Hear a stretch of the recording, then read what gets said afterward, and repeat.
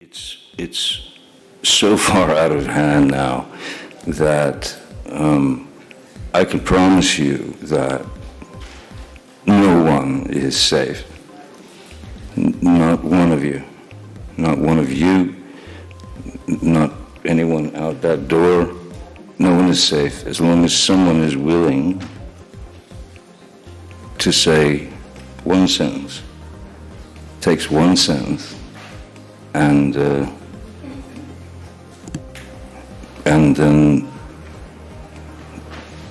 there's no more ground. Please welcome one of the stars of 21 Jump Street, Johnny Depp. Eh oui, Johnny est beau, Johnny Out est of it sexy, Johnny is that, you know, he is an actor and he's very charming, but he's also clearly a nice guy. He was just this kind of bright-eyed guy, just very, very sweet.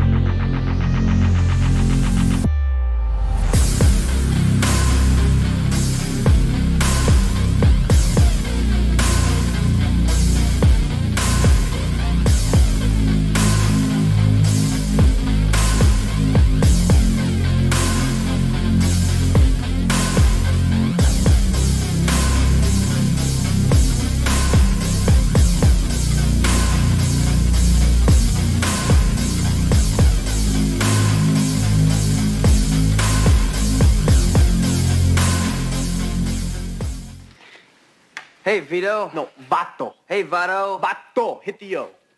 Vato. Good. It means like fellow gangster. It's Spanish. Okay. Now go. Hey, vato. But you got a lock on me. Don't move. Bang. Hey, vato. I want to put your chin up. You got put your, but you can put your chin up, right? So you're looking down your nose at him, right? You can put your chin high. Welcome, winos, to episode 89, Tracey Jacobs, part 5. Tracey Jacobs is Depp's ex-agent of 30 odd years. Yeah, about 30 years from 1888-ish to about 2016. It is part 6, by the way. Part 6. Did I say Yes. part 6? You said part 5. Okay. But first, Sara has something she will found. Just a little pre-game preliminary bout, as they say in wrestling. Again, this guy is, and I'm surprised, and I'm assuming it was one of the things that Depp's team had probably not submitted to court, because I think this guy is a nefarious, shady character that I'm sure the Succubus's team would love to have used against him. In several, when you read some of this. I'm going to grab a napkin. I apologize. I'm going to be salivating here in a second. Are you still at the monitor or no? Yes, I am. Okay, so as I see it here, it's called Johnny Depp and Scab Vendor.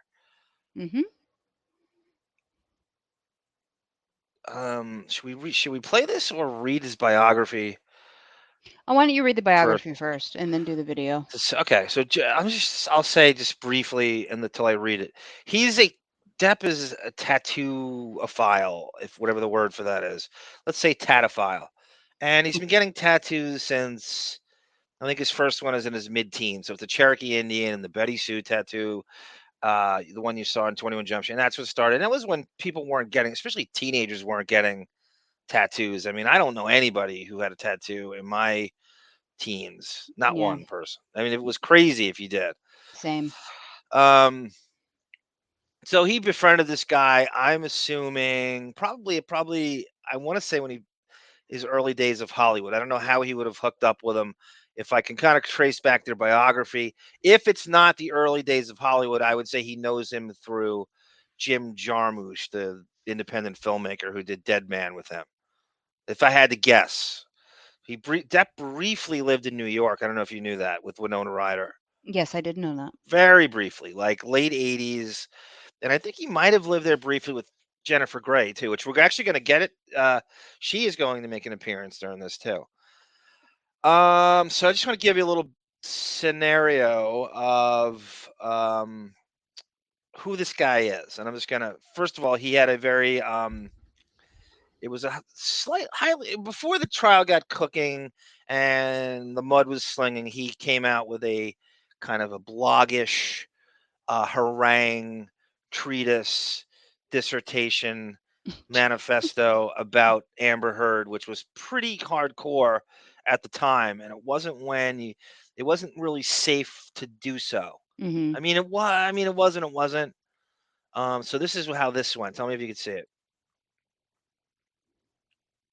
Yes, I Is see it it. showing up? Okay. So this is from his own. By the way, I'm friends with him on I friended him on Facebook. Like, God, must have been 15 years ago. Hmm. I was just looking for friends of his, and I mean, this is like, and so this popped up on my Facebook feed. Uh, see, look at the date. It's a little small, Okay, I'm gonna so try to. okay, that's better. Okay. Yeah, not a good time to. Now, when did that hit? Right, that's Yeah, exactly. you've seen this picture before. That 3 was on the days after public. she, yeah, 3 days after she was getting that restraining order at court. Um, and it's kind of the TMZ video comes down like just after. Really, it's hitting the fan in every way, shape, and form at this point. I mean, it's really shit's going crazy right Mhm. around this time. This is when, and I kind of the sentiment was on her side, right, really about this time. All through the release of Justice League comes out, by the way, right around this time. Yep. So that's actually her first appearance as Mira. If I'm trying to I'm trying to go back. Yeah, summerish, spring of 2016 is when Justice League came out. Okay, so this is Jonathan Shaw's personal. This is his Facebook, and this is he writes this, and it gets a little traction. He goes, as a close personal friend of Johnny Depp's for over 30 years. And by the way, this guy's right out of fucking Sons of Anarchy. You Yeah, know, he's got central all casting. right. Joe Cumia. Yeah, his whole life is right out Mhm. of Sons of Anarchy. As a close personal friend of Johnny Depp's for over 30 years, I've only seen him to be one of the kindest, gentlest, most sensitive, and generous human beings I've ever had the great pleasure to know. The man is constant. I love the. Mhm. I love the. The man is constitutionally incapable. If he didn't say constitutionally, I wouldn't He have might be believed he was. capable. He Yeah. might be capable. Constitutionally incapable, superlative of raising a violent hand to a woman and a skull ring. Everything I know about Amber Heard, however, and it's a lot, seems to support the many claims that she is a lying, two faced, bottom feeding fame whore who lives by the old Hollywood code of hooray for me and fuck you. It's Mhm. disgustingly obvious to anyone with half a brain that the absurd, contrived allegations about Johnny's behavior are nothing but a pathetic and desperate attempt to extort money from my dear little brother, period. Mhm. That's it. That's all. He just rewrites it, Okay. and that took on a lot of traction at the time because it was like one of the first people to really, really speak out vociferously against her. And so Mhm. let me go to another thing I found. Now this is like really salacious shit. This is from the lawsuit Depp, one of the many lawsuits he has going. I think Trump has lawsuits. Depp has 6 lawsuits juggled in the air at once, seemingly at all times. What a gig to be his lawyer. And so this is when he sues his business managers for when he finds out he's $650 million in the hole. Okay. Not in the hole, but he lost it. I mean, the guy like him's never broke. Sure.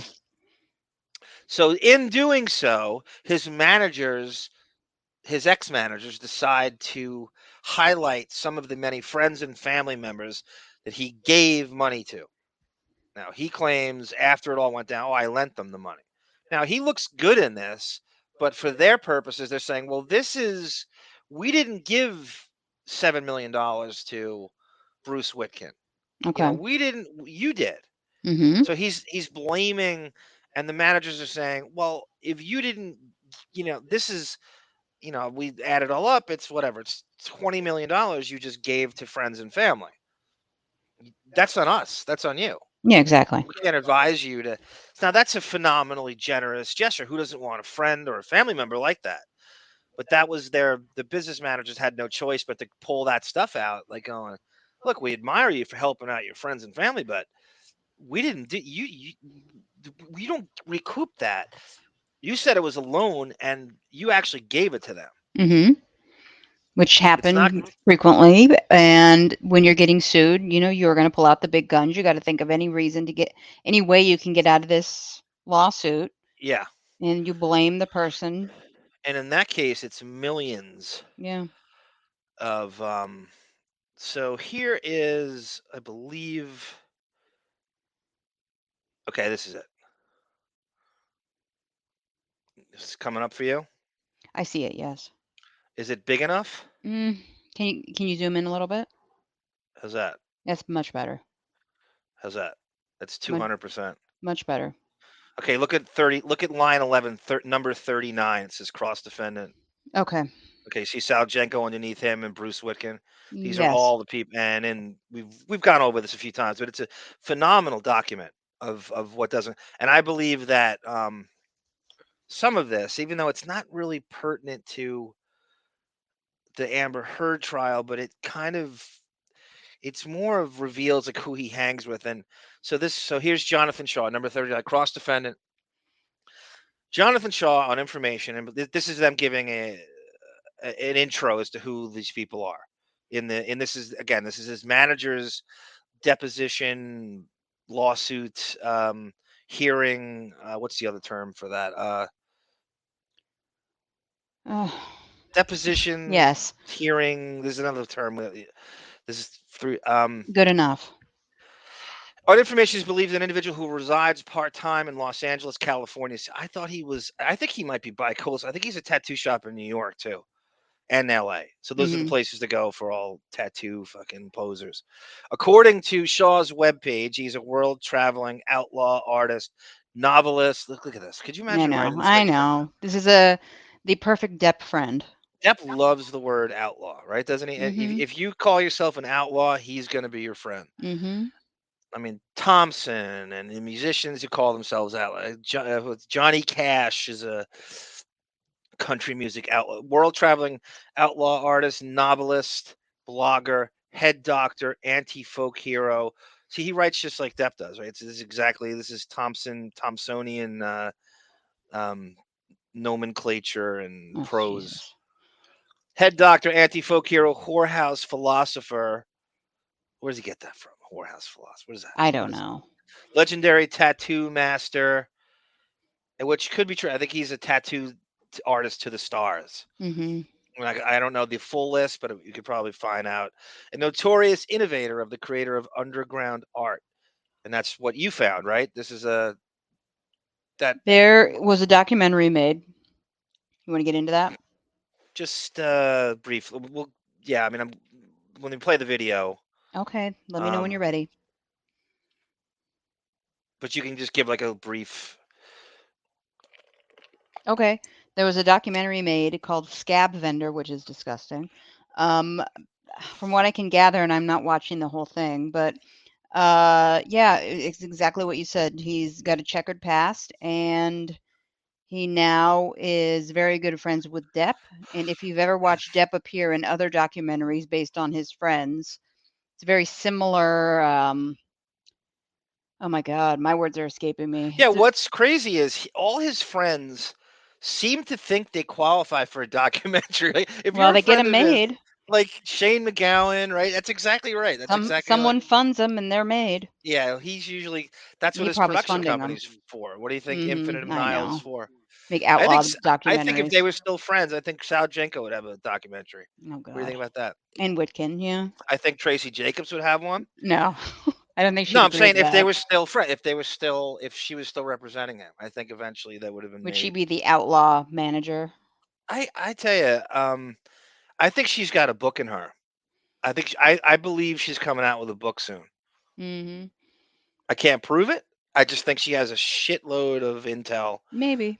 If this deposition um is anything like what a book would be, it would be huge.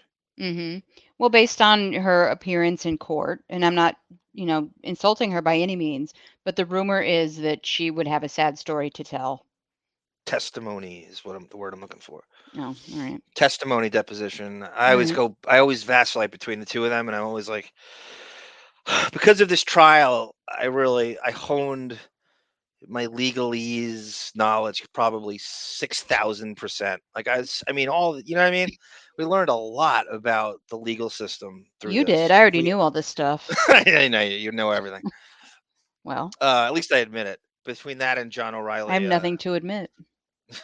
our legal expert, John O'Reilly, who I really grew to be indebted to, and he was a phenomenal addition to the Depening throughout. Just effortlessly lobbing legalese without even sounding pompous or condescending or patronizing, or just giving us like a very very uh, kind of legalese for dummies. Hmm. Cliff notes about what the hell we were looking at. I Yeah. couldn't have done it without him. He's also in charge of your Costco hot dog fund. Yes, yes. Who knows? There probably was many times I was behind him at the food court in Costco and didn't know it. And didn't know it. And it could have been Comac. It could have been Lake Grove. It could have been Holbrook. I don't know any of these places. You're missing it. You don't know Holbrook? You are missing. By the way, they call it Little Italy. It's the highest concentration of Italians in all of America. Hmm. It's literally Little Italy now. Like everybody moved out of New York City, and if you look at a Sachem High School yearbook, it's where my cousin went to, by the way. A Sachem yearbook, it looks like a Donnie Brasco cork board with the names, how Italian everything is. Yeah. I would introduce you to Turner, Oregon. That has the highest population of white trash in the nation. Turner? Mm-hmm. Oh, I don't even know that. Just Be Turne. thankful. Turner. Okay, It's a I, I'm pass through gonna look it up. shanty town on the way to the state capitol. Are there YouTube videos on it? I'm sure there are.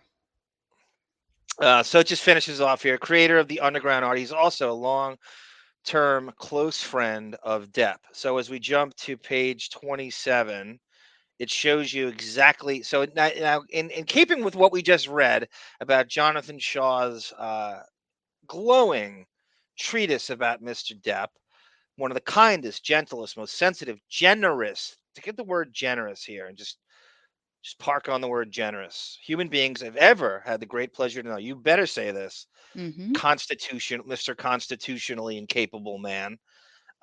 So as you hear the word generous, this is why he calls him generous. There's a reason. Here we go. Okay. Do you see this Mm-hmm. on your screen? It says Yes, I do. Distribution. Imagine using the word distribution. Like loaning some money to a friend or family, and you have to use the word distribution. That's how you know it's hardcore. And this is who Jonathan Shaw really is. Cross defendant Jonathan Shaw is a self-proclaimed world. Wow, it's right out of that what we just read. Mm-hmm. So they got this from that. Cross defendant is a self-proclaimed world traveling outlaw, artist, novelist, blogger, head doctor, anti-folk hero, whorehouse philosopher, legendary tattoo master, and notorious innovator of the creator of underground art. He is also a long-term close friend of Depp. The $262,000 in distributions to Jonathan Shaw were actually loans that Depp and Dombrowski, that's Depp's sister, Christy Dombrowski, expressly instructed TMG, that's his management company's name, to make to Shaw without any formal loan documentation on information and belief in or about approximately November. This is why. November of 2009, Shaw was arrested in New York on weapons charges for the possession of an AK-47 assault rifle, 3 other firearms, 96 knives. That should be a book. That should be his book title. It's like 96 knives. Howard's That, or knife collection. document Dan the song parody man. Mm. This guy is right. I mean, this guy, 96 knives should be the title of his the documentary you found, and more than 2,800 rounds of ammunition. I mean, this guy is like a Kumia compound waiting. If convicted, Shaw was facing years and years in prison. Shaw turned to Depp for a loan to post bond and pay for a defense, which, on information and belief, allowed Shaw to avoid jail time, all jail time.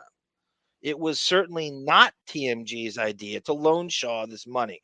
Depp and Dombrowski fully authorized and instructed that the loan be made to Shaw on information and belief. Depp has never demanded that his friend repay the funds back. I want to be his friend so bad. Why does this motherfucker need those weapons? Why does a I tattoo don't artist know. need an arsenal, need a fucking Rambo Frank Castle arsenal of weapons? What is he doing with that? I've never asked him. I don't know. Well, I mean, just off that, if you're convicting, like, what do you need this? I mean, I'd just be out of curiosity, like them, like, what do we do? Read his, his braggadocio intro of what his deal is and profile. Like, why does a world traveling outlaw artist, novelist, blogger, head doctor, anti folk hero, whorehouse philosopher, legendary tattoo master, notorious innovator, and creator of underground art need 2,800 rounds of ammunition for? He Wouldn't you just be like, probably, I would I'm just assume he curious. does not, but as soon as I ask him tomorrow when I interview him, I will ask him. This is Mr. Badass, Sons of Anarchy blackface, Of right? These course. guys who just love collecting weapons and they're Mhm. waiting for the fucking apocalypse to happen. That'll never happen. Ay, ay, Depp, get some friends, huh? Jesus, and this friend of Jim Jarmusch. I'm going to tell you, I'm going to give you a Brett, line that you absolutely cannot stand. In terms of his friends, it is what it is. He's all never right, going to I do change. hate, I banned it. It is what it is from this podcast. He is never going to change. These are going to be his friends until he dies. Well, the key word is outlaw, I know. right? So if you are an outlaw and you are connected to Hollywood in some tertiary way, he Mhm. is going to befriend you. Well, and Isaac is the outlaw artist. Yes, He's Marilyn Manson, of course, the outlaw rock star. What we have, Hunter S. Thompson, the outlaw. Shane McGowan, Hunter S. Yeah, Thompson. Right, of it's all course. a monofilament running through these people. And by the way, that Shane McGowan documentary, It's terrible. I was too disturbed. It's it's interesting, but it's so boring. I mean, I I hate, wouldn't for say lack of a better boring. word, like, it's so slow I that you wouldn't say just, boring. I would just say it's depressing. well, you have to have an interest in the guy, Yeah, and I like don't. That's like the problem. a vested interest in the guy Yeah. to watch it and really be like engaged, because you can trail off and it's just it's quirky, and Depp has a lot to do with the making of it. He's Yeah. interviewed in it, but not. I mean, I'm not done with it yet. I'm halfway through or quarter Mm. way. I think I'm like a quarter of the way through. Depp's interviewed in it, and he looks zonked and zooted, and I mean, you got to be right to be Everyone hanging out with Shane involved. McGowan. Yeah, he's got the slur. He's got the how do I put this? He's got the MDMA pong slur Did you going. get the title of the documentary? A crock of gold. Yeah, okay. I just want to make I don't sure. know. Do I get what it means? No, did you get it before we went off talking about it? No, I haven't said it here. We've talked Okay, about it all right, we before. did. Now let's discuss it. I just want to make sure we got the name of it in there. Okay, so now that you know who this, I mean, that's insane. I mean, that what I just read should be a show in itself. That is so crazy, and you Hmm. cannot convince me. And again, I have to go through all 6,600 pages to find it on the unsealed documents. I believe Amber Heard's team definitely wanted this guy thrown into the trial in some way. If she could somehow, this is who he hangs with. This is who he hangs with. So, Yeah, but then it's the same thing. The door's open. He can talk about her friends and what they're involved in. well, he did. Not really.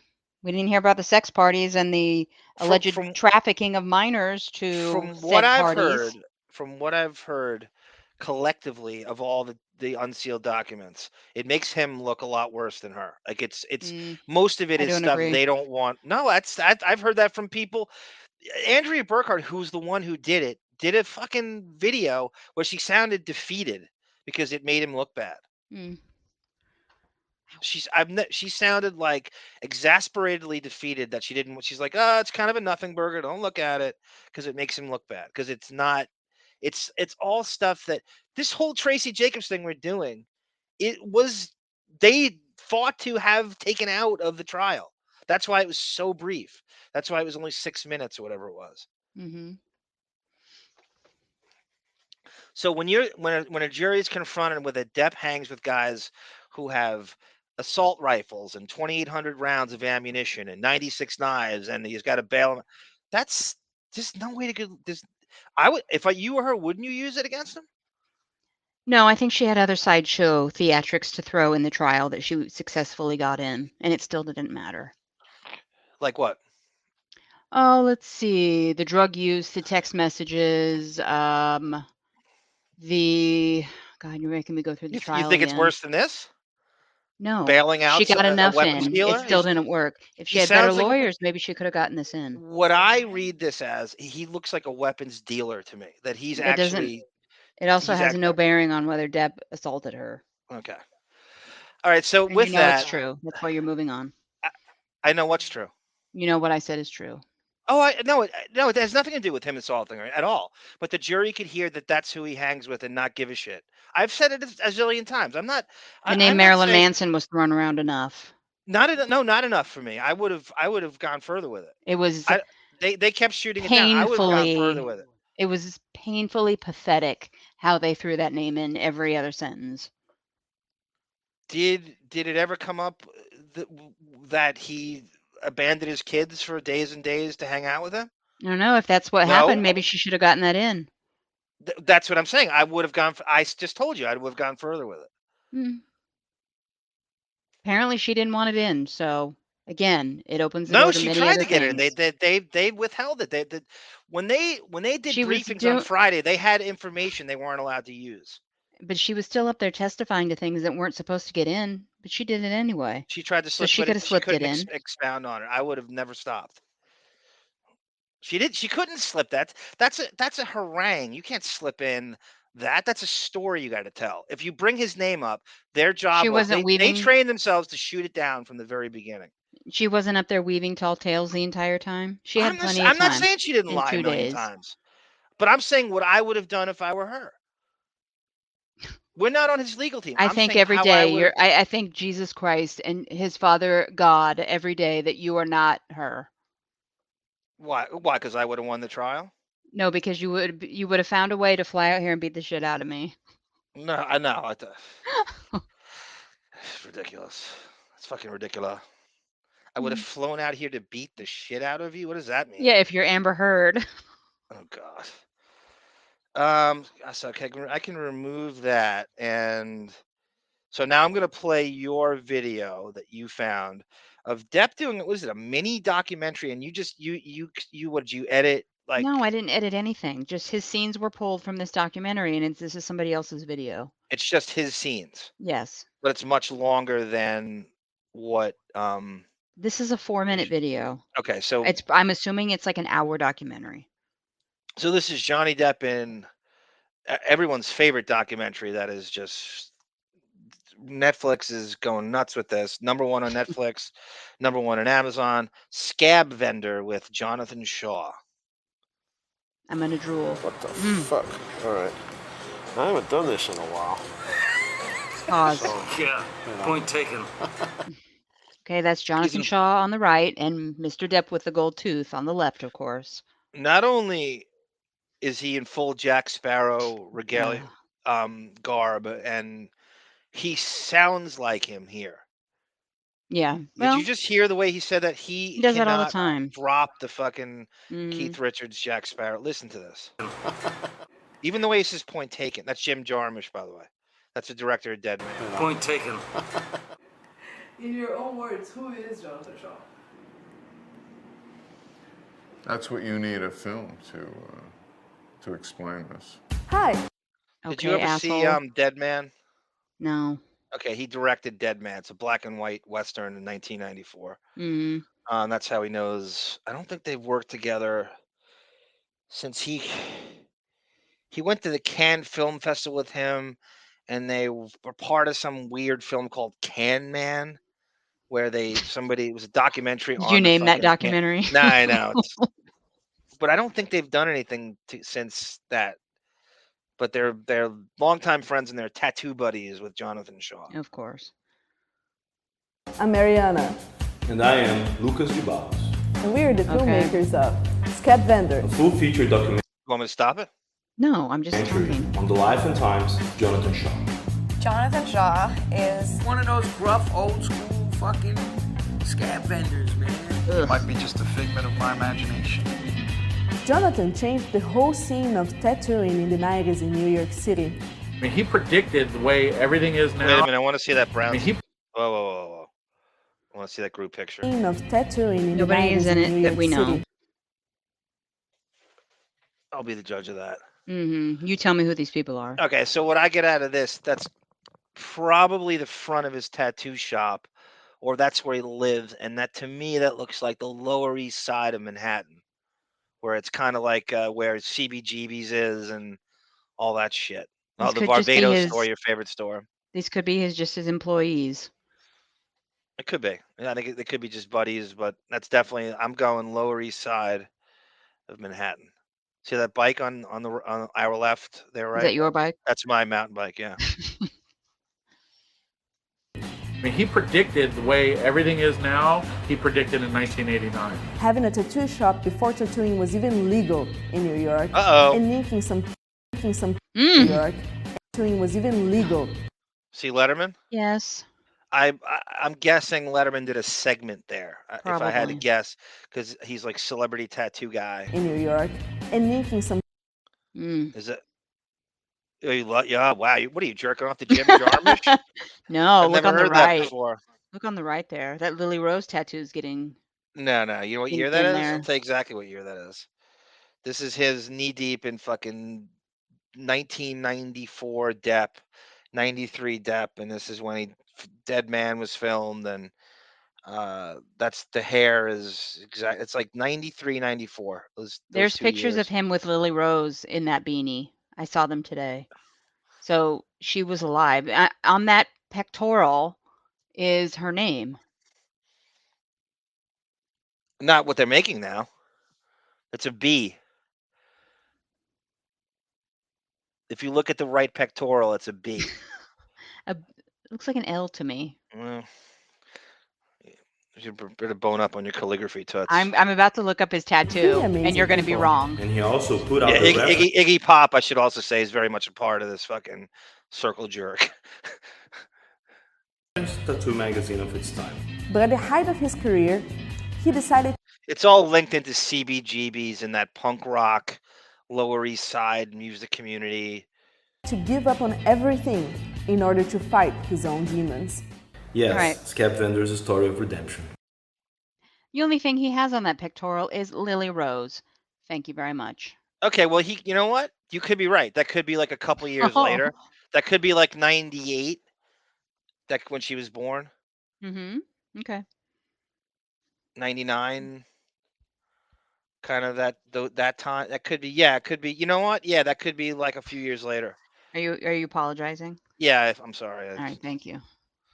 Of a man who was able to free himself from years of substance abuse and found his redemption through writing. He's a storyteller. The tattoo world was too limiting, for him. Of course it is. Jonathan is now 2 years sober. He has published 2 novels and is now Is there any worse friend to have in sobriety than Depp? Like what? He's anti-sobriety. Everything else he hangs with. Actually, Sal Jenko is very sober, but Depp is not the guy you want to be around if you're trying to cling, because he makes drinking look so good. releasing his third. He's lived a full life, and we spent the last 3 years filming with him. We traveled to New York, Brazil, and Mexico, all the places that Jonathan has called home. We went where Jonathan learned how to tattoo at 23. There's 4 homes Mm-hmm. in this, whatever this is. And this is all tattooed, generated money, or is it weapons dealing? Who knows? 3 years old, visited his cat in his home in Rio de Janeiro, and got to experience Fun City, his tattoo shop that is now run by his former apprentice, Big Steve. but most importantly, we made a movie together. And now we're in the cutting room. Putting the story together and even animating. Was that Perry Farrell? But just No. now? If you huff one more fucking time. Story together. Who? and even That? animating Perry parts Farrell? of- Oh no! And now we're in the cutting room. No. That's Putting the not story Perry Farrell. together and even animating parts of Jonathan's life. Like his encounter in the 1970s with writer Charles Bukowski. There's Bukowski again. And now we need your help to finish the movie. It all No. We're ties raising in. $15,000. I'm surprised we haven't seen Mickey Rourke thrown into this because Great this is freeze so frame. his world. And lady, everything is going towards post. I'm not donating money. Sorry for this stupid documentary. How could Depp not have donated? By the After way, what we just read, at that's the end nothing. of this, there is a payoff for me. That's why I'm including this in today's show. Depp gives the guy 300 grand and he can't finish this? I don't know. You got any theories on that? No. Okay, let's just not answer and we'll end the podcast right now. No comment. Production. And for that, we've even convinced Jonathan to go back to the tattoo chair. Yes, Jonathan's going to be doing 40 tattoos exclusively for the campaign. And you can also help us by buying his books through us. He's going to No. sign special copies and do a handwritten note for anybody who Ugh. pledges a book. 40 tattoos exclusively for the campaign. And you can also help us by buying his books through us. He's going to sign special copies and do a handwritten note. Ugh. Could he have just like testified like that on the stand? You're gonna put that in a montage. If I were Amber Heard, I would use this in a loop of just going, "What you talk about?" I rarely use the word douche chill when I think about Depp, even though there's times where he's like a quote parody of himself. This is like legitimately douche chilling. He's bobbing along to I'm what not on paying earth are we attention to doing that. A note for anybody here? What are we doing? That's nice. who pledges a book. Let's make this road trip of a lifetime.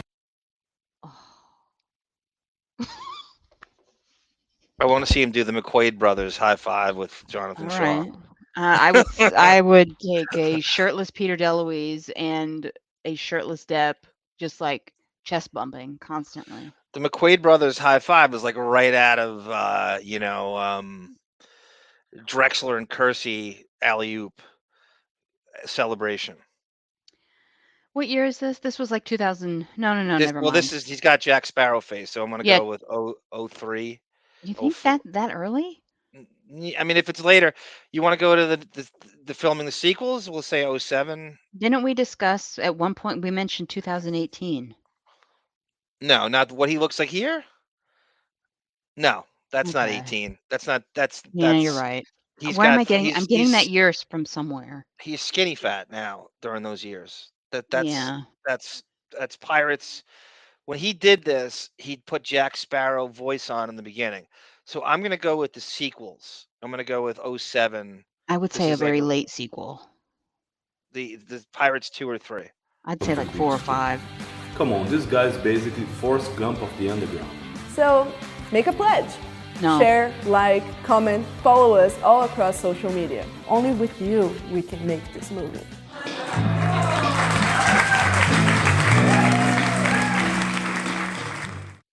All right. I wonder what became of this. Where one would see it now. I mean, is it streamed somewhere? I would actually watch the whole thing. I'm actually very curious about this. I don't even know if it. I don't even know if it was ever finished. I'm looking up a year now. It implies that it's finished. Yeah. He wrote the book called Scab Vendor in It's on IMDb. this documentary. Do you see that? Is this coming up on your? I only see the video. Okay, I'm gonna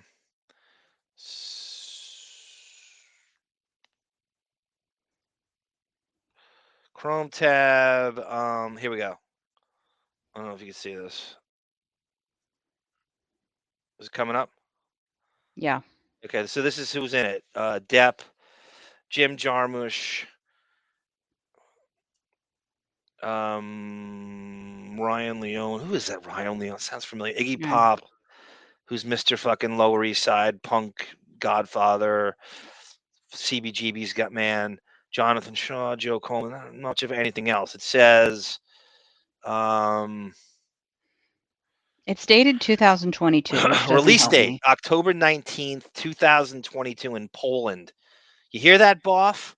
You hear that? It was released in Poland in October. So it's not even out in Poland. Actually, we're not even at that date. I A didn't week realize from that. today. A week from today. Wow.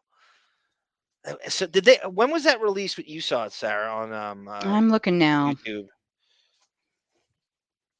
Yeah, if there's any place you want to release this, what the market for Jonathan Shaw is, he's huge in Poland. Huge. Mm-hmm. And his exploits. The only reason I even care to find this information. Oh, this thing came out 4 years ago. They posted this thing we just watched 4 years ago. Okay, so it's been made for 4 years. Look at this. Yeah. Look, I just saw this. It's just turned up on YouTube, on IMDb. Johnny's Inferno. No. What is this? I don't Crap. know. I don't know. Never have I seen this shown up on a Google search or by Franco Nero. A gentle soul walks Oh, into his own God. inferno like his childhood adult physical and psychological abuse by his mother and latest wife. In between his traumatic experience with two women, he enjoyed fame, fortune, while at the same time he helped his kids and people less privileged. Justice for Johnny is the only way. Stars Oh, Chloe no. Moretz. What is this? Some fan documentary somebody's making. But what are they going for? I don't know. Is it their own like clips they're culling together? Is this all It his looks like they're friends? just, putting in clips Look at of. these names. I know, I saw. So anybody he's ever worked with that's somewhat famous. Yeah. Of course, we will watch this probably Documentary. on Patreon. It's just some thrown, but oddly though, it gets IMDb status, which isn't, which proves it's somewhat legitimate, I guess. Yeah. Where it's, what I see here, it looks like you can put anything on IMDb, possibly. yeah, if you have a Oh, subscription God. to it. Is that the trailer? Is that him as a kid? Oh my God. Yep. All right. Well, we're on to something here.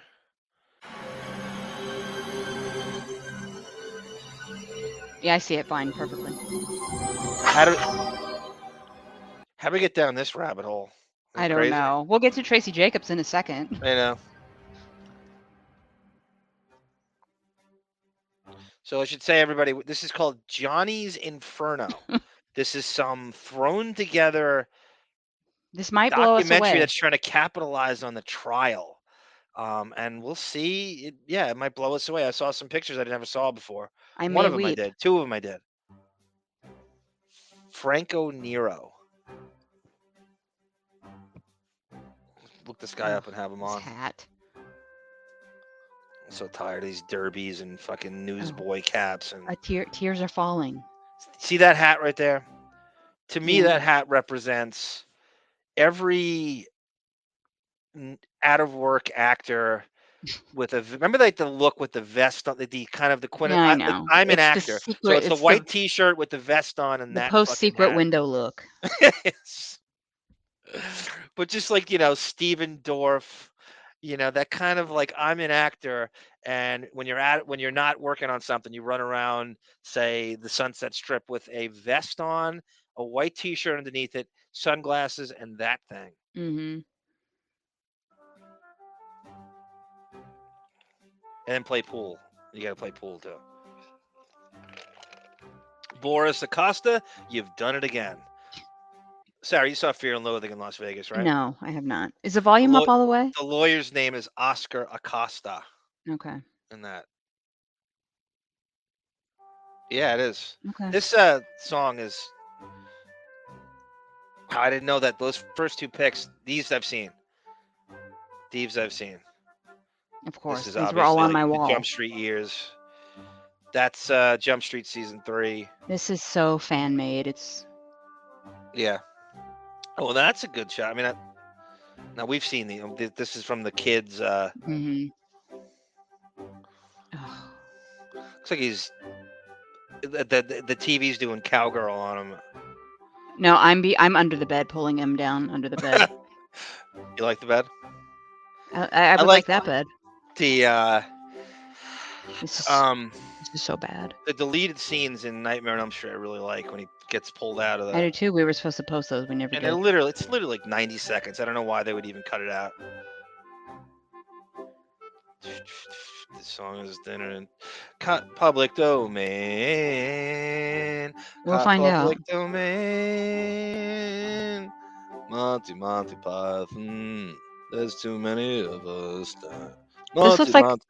This looks like my last intro that you didn't like. Lauren Marie, we have a Casper Van Dien cameo appearance in this. You see that? Brom Van Brunt. You loved him on 90210, right? I didn't. I've never loved him. What is this? Oh, looks good. So it's I'm trying to. It's kind of chronological what they're showing right now. Yeah, but this is.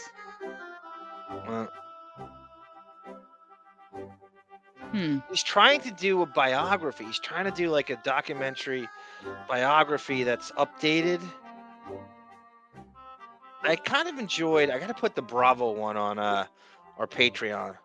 That came out to promote Pirates 1, I think. Mm-hmm. It was either that. I know it's right next to Secret Window. Featuring the star of our show today.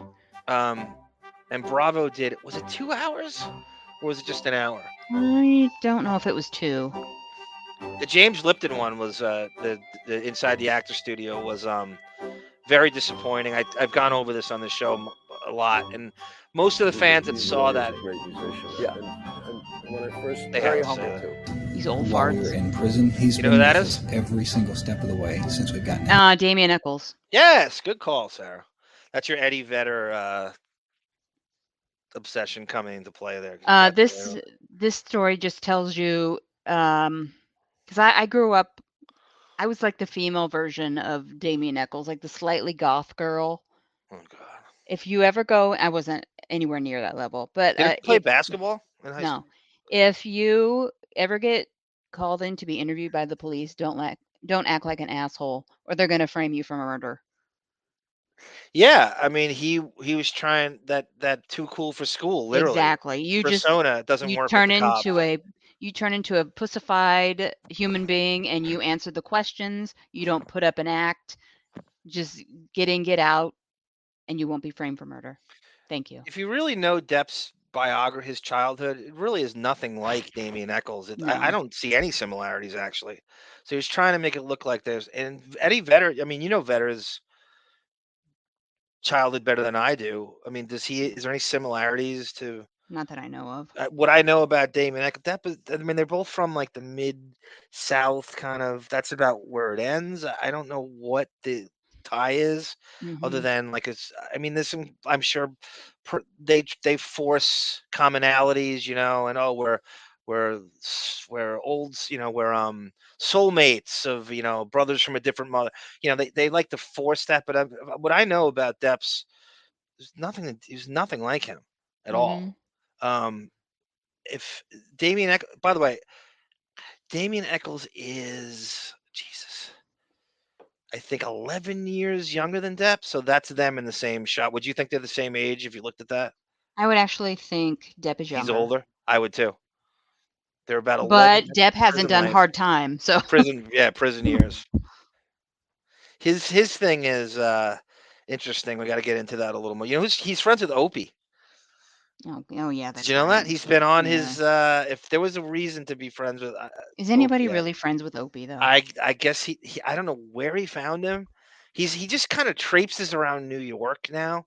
See, that's what I want to get out of this.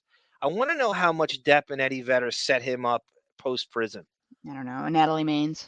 Natalie, the Dixie Chick money is really funny. But I think Depp and Eddie Vedder both kind of like that doesn't come out in anything. I would love to find out if we could somehow get into that through whoever. I really believe that Depp and Eddie Vedder just fucking just said, "Hey, here's blah blah blah. I'm gonna buy an apartment in New York." I can see that. Yeah. Like where you don't have to pay any rent or mortgage or property tax or whatever, and this just ensures that you'll always have a roof and Mhm. just enjoy the rest of your, because he missed like half his life was in prison pretty much. Mhm. So he just kind of like it's very odd to he's on Instagram and stuff. He is one of the kindest people I've ever met in my life, and so sincere. Rosie O'Donnell. And he seems almost like he doesn't Christina Ricci on Rosie O'Donnell promoting, I believe, Sleepy Hollow. Mm. want people to really know. I can't say more amazing things. Who is she? That's Chloe Moretz. She's a newish actress. She's a really good young actress. Oh, was she's in Dark Shadows, right? Yes, Ugh, yes, yes. Okay. She's in Kick-Ass. Oh, She plays Fight Girl. Ugh. She's good in it. She's good in it. She steals the movie. Nicolas Cage is in the second one. Him. He's a nice person, and I think that Who's that? kindness and that fun comes across in anything he does. One of the most talented young actors, maybe the 2 or 3 most talented. Can you name what he was in Dustin Hoffman with? And I've No. seen Dustin Hoffman sing his praises all over the place. Off the top of my head, no. Okay, you ever see Finding Neverland? Oh no, I haven't. Yeah, Dustin Hoffman's like the third lead in that.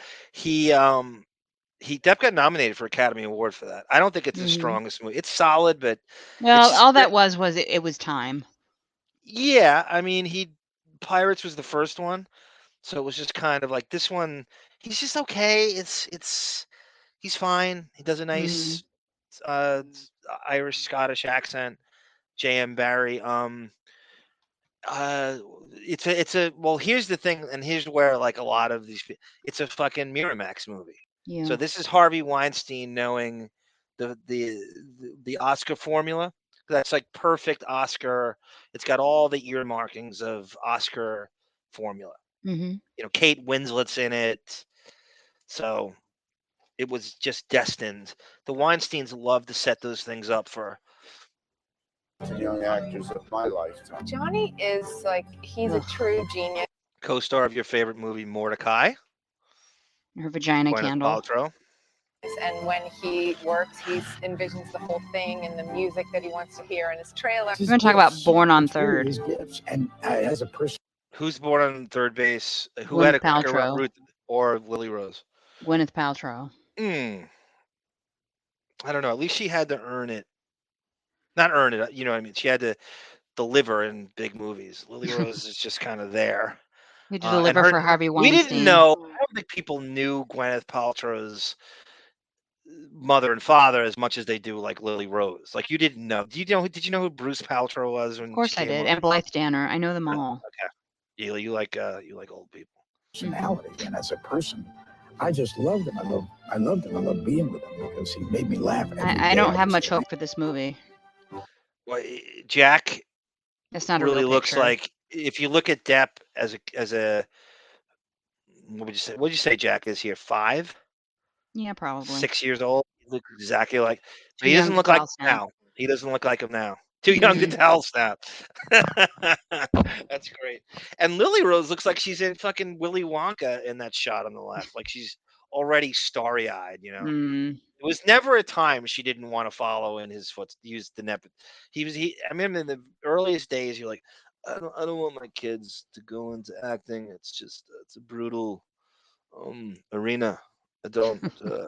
And there was never a time she wasn't doing that. I mean, from her mom to the Kevin Smith 2 movies, Tusk and Yoga Hosers. There was never a time she didn't want every bit of the fame. We got that Netflix series was called Idol. Is it out yet that she's in? I don't know. We gotta watch that. She's not in my search, my alerts category. It's one of us. Oh, his Inferno. Oh. You know, Public domain. Copy. I own the rights to this song. I own the rights to this song. And public domain. I purchased Is the this all rights it's to going this. to be? Is just I like purchased the rights to the song. I own this music. Never I composed this did music I with myself David. reach the point of I own this. striking Miss Heard in any way, nor have I ever struck any woman I own this in my life. song. All right, is it unanimous? Thank you, sir. Do you find that Mr. Depp has proven by clear I would and have kept this in convincing black and evidence white if you're going with that that Ms. theme. Heard acted Yeah, with true. actual malice? You're the filmmaker. Answer, yes. That Mr. Depp. I just want you to look at this scrum here, okay? This is That's this Rob. fun bunch, celebratory. Rob in the ends- front. Okay, that's right. Yeah, that's Rob. That's a great callback, of course, to the Patreon Tubi episode. movie with the fake security driver that Depp had in the car, Rob, and that's on Patreon. That's my. I mean, literally, it's. I don't know if it's the most irritating part of the movie, or to me, or if it's the most fun to make fun of. I don't know which. Wow, Okay, thank you, see- Mr. Depp. I know we could have gone. Thank you, Mr. Johnny. You were not. You were nice snow bunny white man, Mr. Johnny. I can't believe they might as well have taken it to that patronizing, condescending level, right? To blackwash his security like that, while you already have a black. I think it's insulting to Starling Jenkins, who is his actual I know. security guy. Use Starling Jenkins if you want to substitute it. Mm-hmm. It's like with Green Lantern, right? When they go, okay, well, we want a black Green Lantern for diversity. Well, you have John Stewart is the black Green Lantern. It'd be like making up another Green Lantern, making him black, but you didn't use John Stewart, who was already there, Yeah. because you needed to make your own thing up. Because, oh, it's my Green. No, it's not. So you see here, this is the after the verdict is levied. Like just looking at it, Sarah, who's suspicious? Who's not there? I know the answer to this Okay, because give you're me the very bitter. I'm more hypnotized by that Who has mullet. the most to gain from this trial? Who's not here celebrating in the Washington Redskins funky bunch end zone dance? Amber Heard's dignity. Wouldn't it be nice to see the guy who had the most to gain from this victory You? in the midst here celebrating with everybody? Wouldn't that be a glorious picture and victory? I think you and Where I is he? are certainly where do- missing from this. We should have been in the middle of this cuddle puddle, and we should be celebrating with them. I agree. Did he happen to so the guy who's missing from this picture, did he jet off to England to plagiarize a Black Blues You with don't Jeff Beck? understand the genius of this is a song for Miss Hedy Lamarr. You don't understand. That was the masses needed to hear that. Has proven all the elements. I'm looking of at that bailiff defamation. behind him. She's Answer, smiling. Yes. I'm kind As of against obsessed with the has two proven young guys Heard behind acted with actual. these two guys. The Do youngsters. you see my cursor, or is it not Yes, I showing do. up? Yeah. Okay. Yeah, they don't. These guys don't come up. How old do you think the two of them are? You I think they're don't even know. 30? No, probably not. I want to see more out of these two guys. I think they barely have a hair on their ass. Speaking of hockey hair, look at Jeff Fisher. That mullet and is that amazing. mullet. That's right out of fucking like 1986 Yeah. Quebec Nordiques with G Canada. He's like the Isn't that every Canadian male that they have that hair? He's the no helmet defenseman for the Quebec Nordiques in 1986. He's so tough that he won't wear a helmet on the ice. Malice. Answer, yes. Mr. Depp has proven My edit all was the better. elements of defamation. You were real generous, Mr. Johnny. I'm gonna go to that island with all my friends, Mr. Johnny. I want you to go to the island while I still have it. Yeah, they implied that he was losing he never sold his island. That wasn't that. I think it was to after- imply if I lose, I'm going to lose everything. I'm gonna lose everything. That's right. Yeah. Are we ready to bail on this? This is just fan made. Answer, yes. As against Amber Heard, we, the jury, award compensatory damages in the amount of $10 million. As against Hi, Amber Joelle. Heard, Public we, the domain. jury, Yep, there award she is, punitive hiding in plain damages sight. in the amount of $5 million. Public domain. I He's one own of the this. most Oh. special people in this planet, for sure. They forgot to turn on the black and white filter. My guide and I entered the hidden path to return to the clear world, and without caring. Oh, is this the filmmaker's attempt at Yes. Dante? This is making it deep. Well, yeah, this is deeper than it needs. And without caring to rest, we climbed up. He first and I second, until I saw through around an opening the beautiful things that the sky holds. And then we went out to see the stars again, almost like a George Young from Below at What? the end of the Dance with the Stars by Dante Alighieri. God, where'd he find this from? I Yeah, don't like this know. is like his life wouldn't have been great anyway, whether he lost or didn't. Well, but to the filmmakers, good luck. I hope your film is very successful and you earn $1 billion. And we want you on our show. Do we? Yeah, I wouldn't mind interviewing this to see like what exactly he's going for and what the research was, and what do you hope to gain from this? What that he hasn't gotten right. Yeah. Thank you, Johnny, for existing. Oh God. Thank you, Master Films. You've done it again. And I should say too, I own the rights to that song, 100%. I purchased the rights. I own the rights. I will continue to own the rights. David and I composed that about a few months ago. That's our Imagine original David music. actually wrote that and then he puts in a copyright strike against you. We said that during the during his walk around Depp's real estate thing. That how great would it be if he gave us a copyright strike? Mm-hmm. God, it's so hard to get rid of this. I know. Okay. All right, let's get to the main event. I can't believe we found that. Oh, I just found it. By the way, sharing here, I found a recipe: cheesy chipotle chicken quesadilla. Doesn't that sound great? Is there chicken in it? It's a chicken quesadilla. I Oh, would I didn't hear you. assume I didn't hear so. it cut out. I couldn't hear I thought it was like a vegetarian's attempt at. I'm gonna make some and then I'm gonna mail them to you. Okay. Okay. I'm making your recipe that you sent me about your meatballs. Dry ice. Yeah. I'm gonna make that tonight and I'm gonna take pictures. What about the bagel recipe? I haven't done bagels yet. I'm not really a bagel person. So I'm not good enough for bagels out in the West. So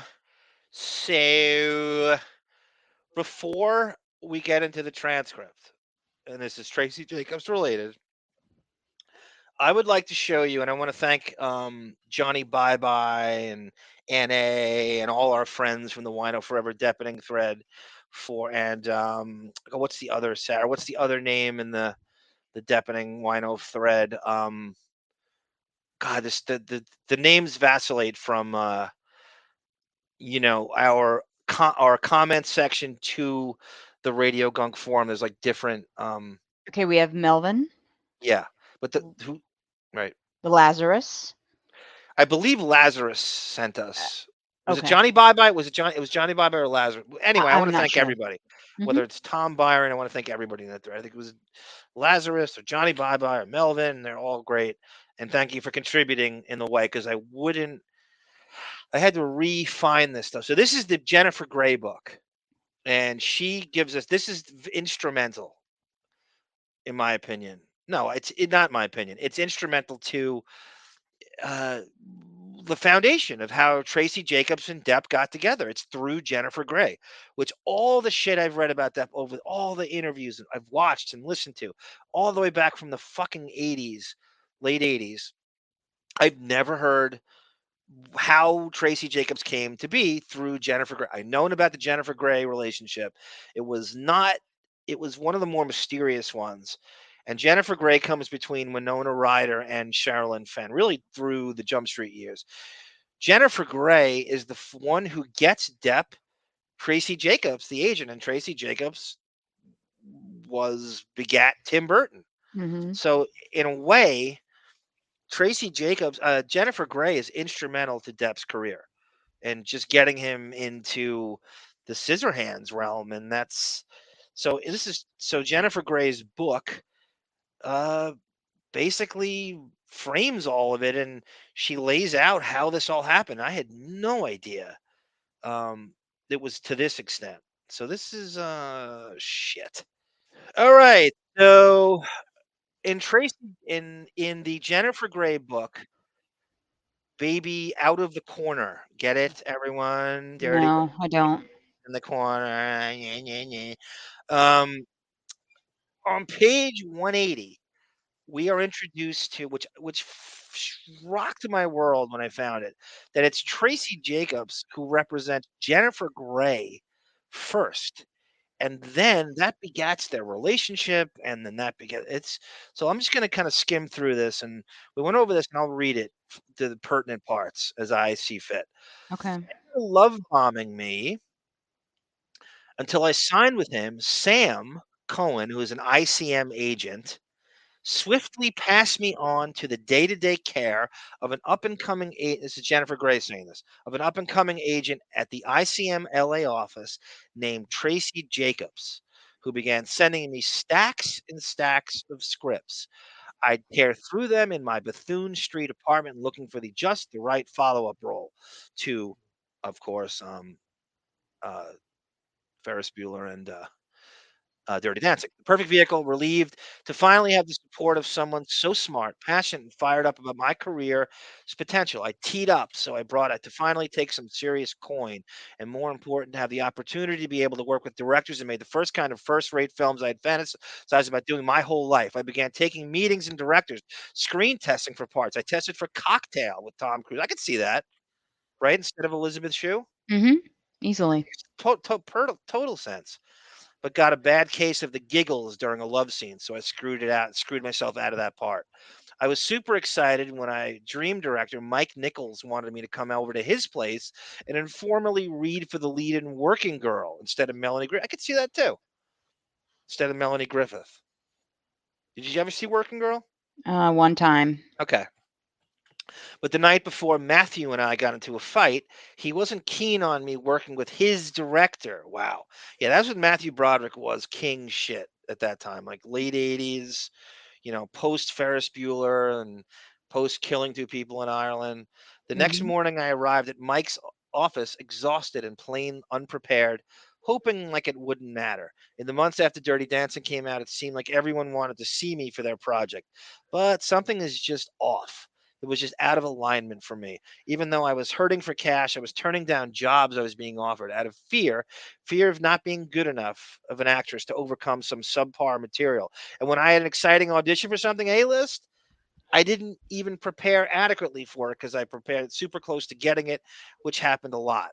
But for some reason, I just didn't make the cut over and over again. Finally, more than a year later, after a year making Dirty Dancing, I took a job. I joined the ensemble cast of the movie Bloodhounds of Broadway, in which Madonna and I sang a duet. And my favorite Matt Dillon story, he played my love interest, and I was paid scale. Wow, that's crazy. Did you ever see that movie? No. I don't even know it existed. I've heard of it. Bloodhounds of Broadway. I've heard of Huh. it. I never cared to watch it. And then she talks about having a friendship with Madonna. I remember. So, do you remember that? I told that story. There was in Us magazine in the late '80s. I read, and there was something. Madonna had a quote says, "There was a bumper sticker called Honk if you haven't been engaged to Johnny Depp." Yeah. I So I remember that. assume that was from her friendship with Jennifer. Now I knew it. I didn't know it then, but now I know where that came from. Okay, I'm going through. I'm looking for. So here's an interesting. Um, this is I did not know, and my Baldwin phone call to start makes much more poetic, I guess, when you read this. After procuring the actor's phone number from her agent, she called him up and said, "Hey, Alec, it's Madonna." To which he quipped, "Sure you are, and I'm the fucking queen, and I'm the fucking queen of England." Still suspecting that the invite was possibly a prank, she showed up at the Canal Street bar with one of his younger brothers, Billy, as a wingman. Nothing says good friend like someone hand delivering the sexy as fuck 30-year-old Alec Baldwin your surprise birthday present. Alec was born in 1958, so this is 1988, and this is right when Jump Street's on. A generous act, second only to ordering up a male stripper dressed briefly as a waiter. That's interesting because Alec was a a busboy waiter at Studio 54 Mm-hmm. in the earliest of 80s to present the chocolate slut cake directed with hilarious squirts of white icing. After that, after that night, I dated my crush's brother, the even more yummy Billy Baldwin. And when I was invited to the Academy Awards at the last minute to present the Oscar for Best Cinematography with Patrick, I brought Billy as my date. I didn't know that. Did you know she dated Billy Baldwin? No. I'm just kind of going through some gossip leading up to my next night. Matthew. So the Matthew Broderick breakup. Okay, at noon, Matthew called me and he'd been out to breakfast with his sister Janet. I said, "Oh, really? Oh, really? Really?" That must have been a pretty early breakfast, because I was at your apartment at 7:30 this morning and you weren't there. He said, "Let me come over and tell you what happened." I said, "Tell me on the phone. I don't want to see you." He said, I want to explain in person." And I said to him, "Hey, let me guess, Helen Hunt?" This is great. He said, "Yeah, but it's not what you think." How many times are you going to say it's not what you think every time? How many times in the history of getting caught cheating does someone say it's not what you think? 95%. Yeah, it's a trope. Even then, it was a cliche. It's not what you think. He Mm-hmm. said, "Yes, but it's not what you think." I said, "Oh, okay, sure. Let's hear it out then." We went on back and forth like that. He said, I swear to you, my father's grave. My father's grave is a good one too, right? That's always a tell lie, or my kids' lives, or my father's grave. We didn't even kiss." I said, yeah, you're a liar. You blew it. I never want to see you again. And that was it for me. So if you didn't pick up on that, Matthew Broderick cheats on Jennifer Grey with Helen Hunt. Mm-hmm. Which is hilarious gossip back then, which would have been a bigger deal today, I think. If the next order of business was to call Helen, she picks up and says, "Hi, Helen. Yes, it's Jennifer Grey. Yeah, he's all yours." Click. I wonder if if Helen Hunt would corroborate that. Within minutes, Matthew showed up on my front stoop, just below my bedroom, rang the buzzer incessantly, and I didn't respond. He called up to my window. "Come to my window." He went to the corner pay phone. Back when you had to use the pay phones. Of course, Mm-hmm. there's no cell phones, right? God, I was a payphone master back then. While there's no cooler feeling, Sarah, than using a New York City payphone on the corner. Using a Salem, Oregon payphone is not much better. That's a close second. I You might want to even go burn with your second. ear off after you're done. While he was down the street, you feel like Donnie Brasco at 3 a.m, Ugh. calling Anne Heche. While I he want was you down the street. say right now what I want you to say to me on a payphone at 3 a.m. "I want to listen to you breathe." Ugh. Is that what you're going for? Yes. I want to listen to you breathe. Put your head on the pillow. I want to listen to you breathe. The pillar. I think pillow. I think he's a pillar or a pillow. I think he was overdoing the Jersey accent there.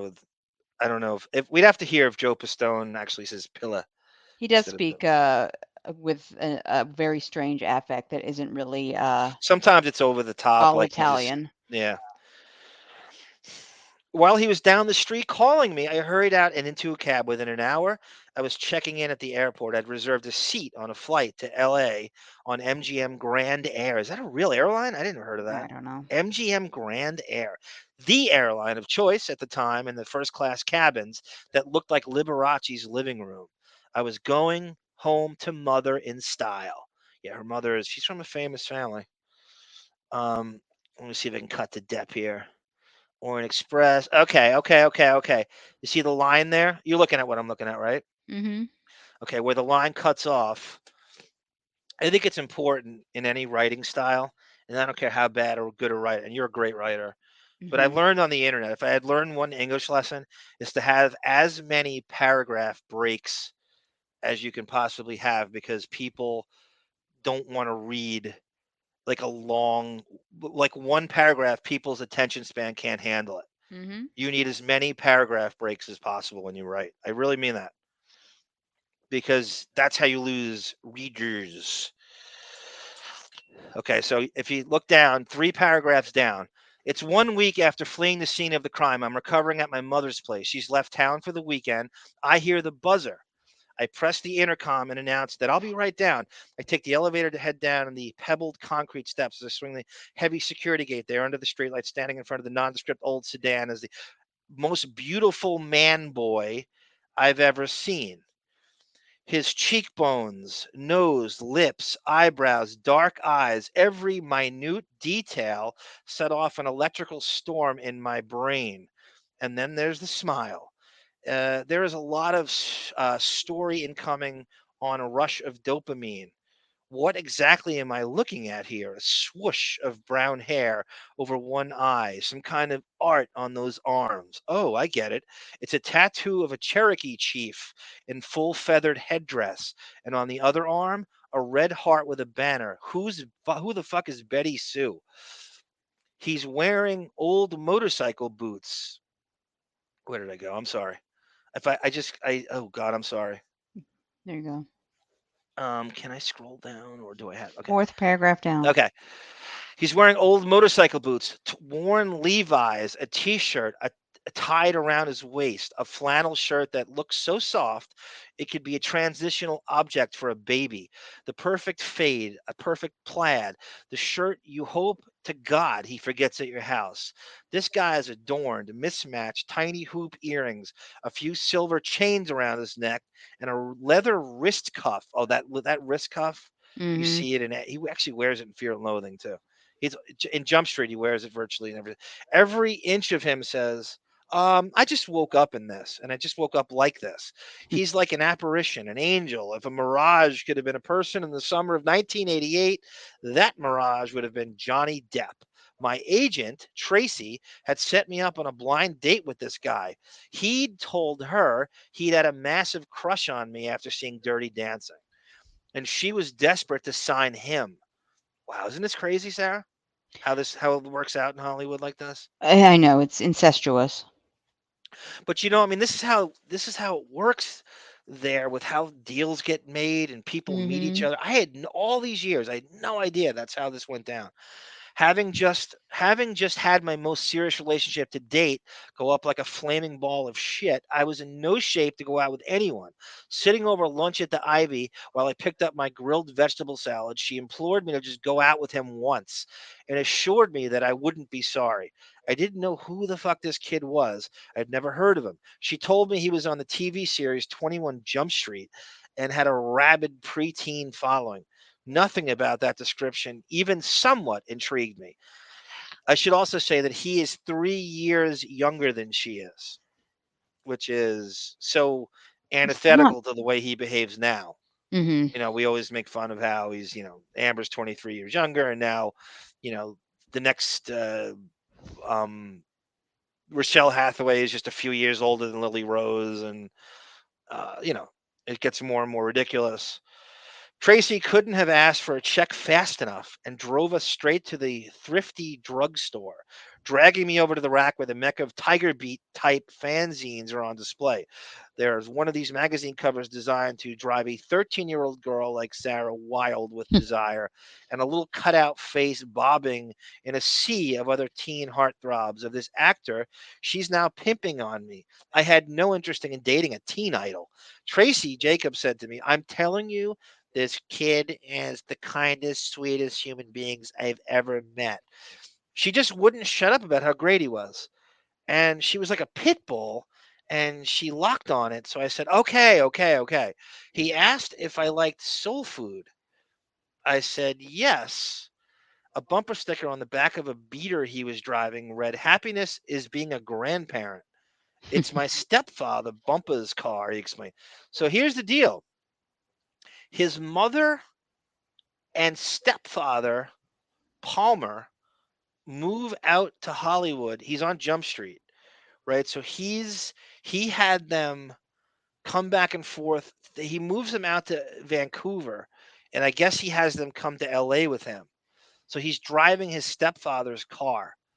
And I guess they may have been in LA while he was in Vancouver at that point on Jump Street's dime.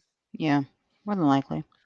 We headed over to Maurice If anyone knows this place, Maurice's Steak and Chat on Pico, east of Fairfax. As soon as we get into the car, he grabbed his box of Marble Reds off the dashboard and said, "Hey, you want one?" He goes, "Yeah, I did want one of them." Marble Reds were my brand.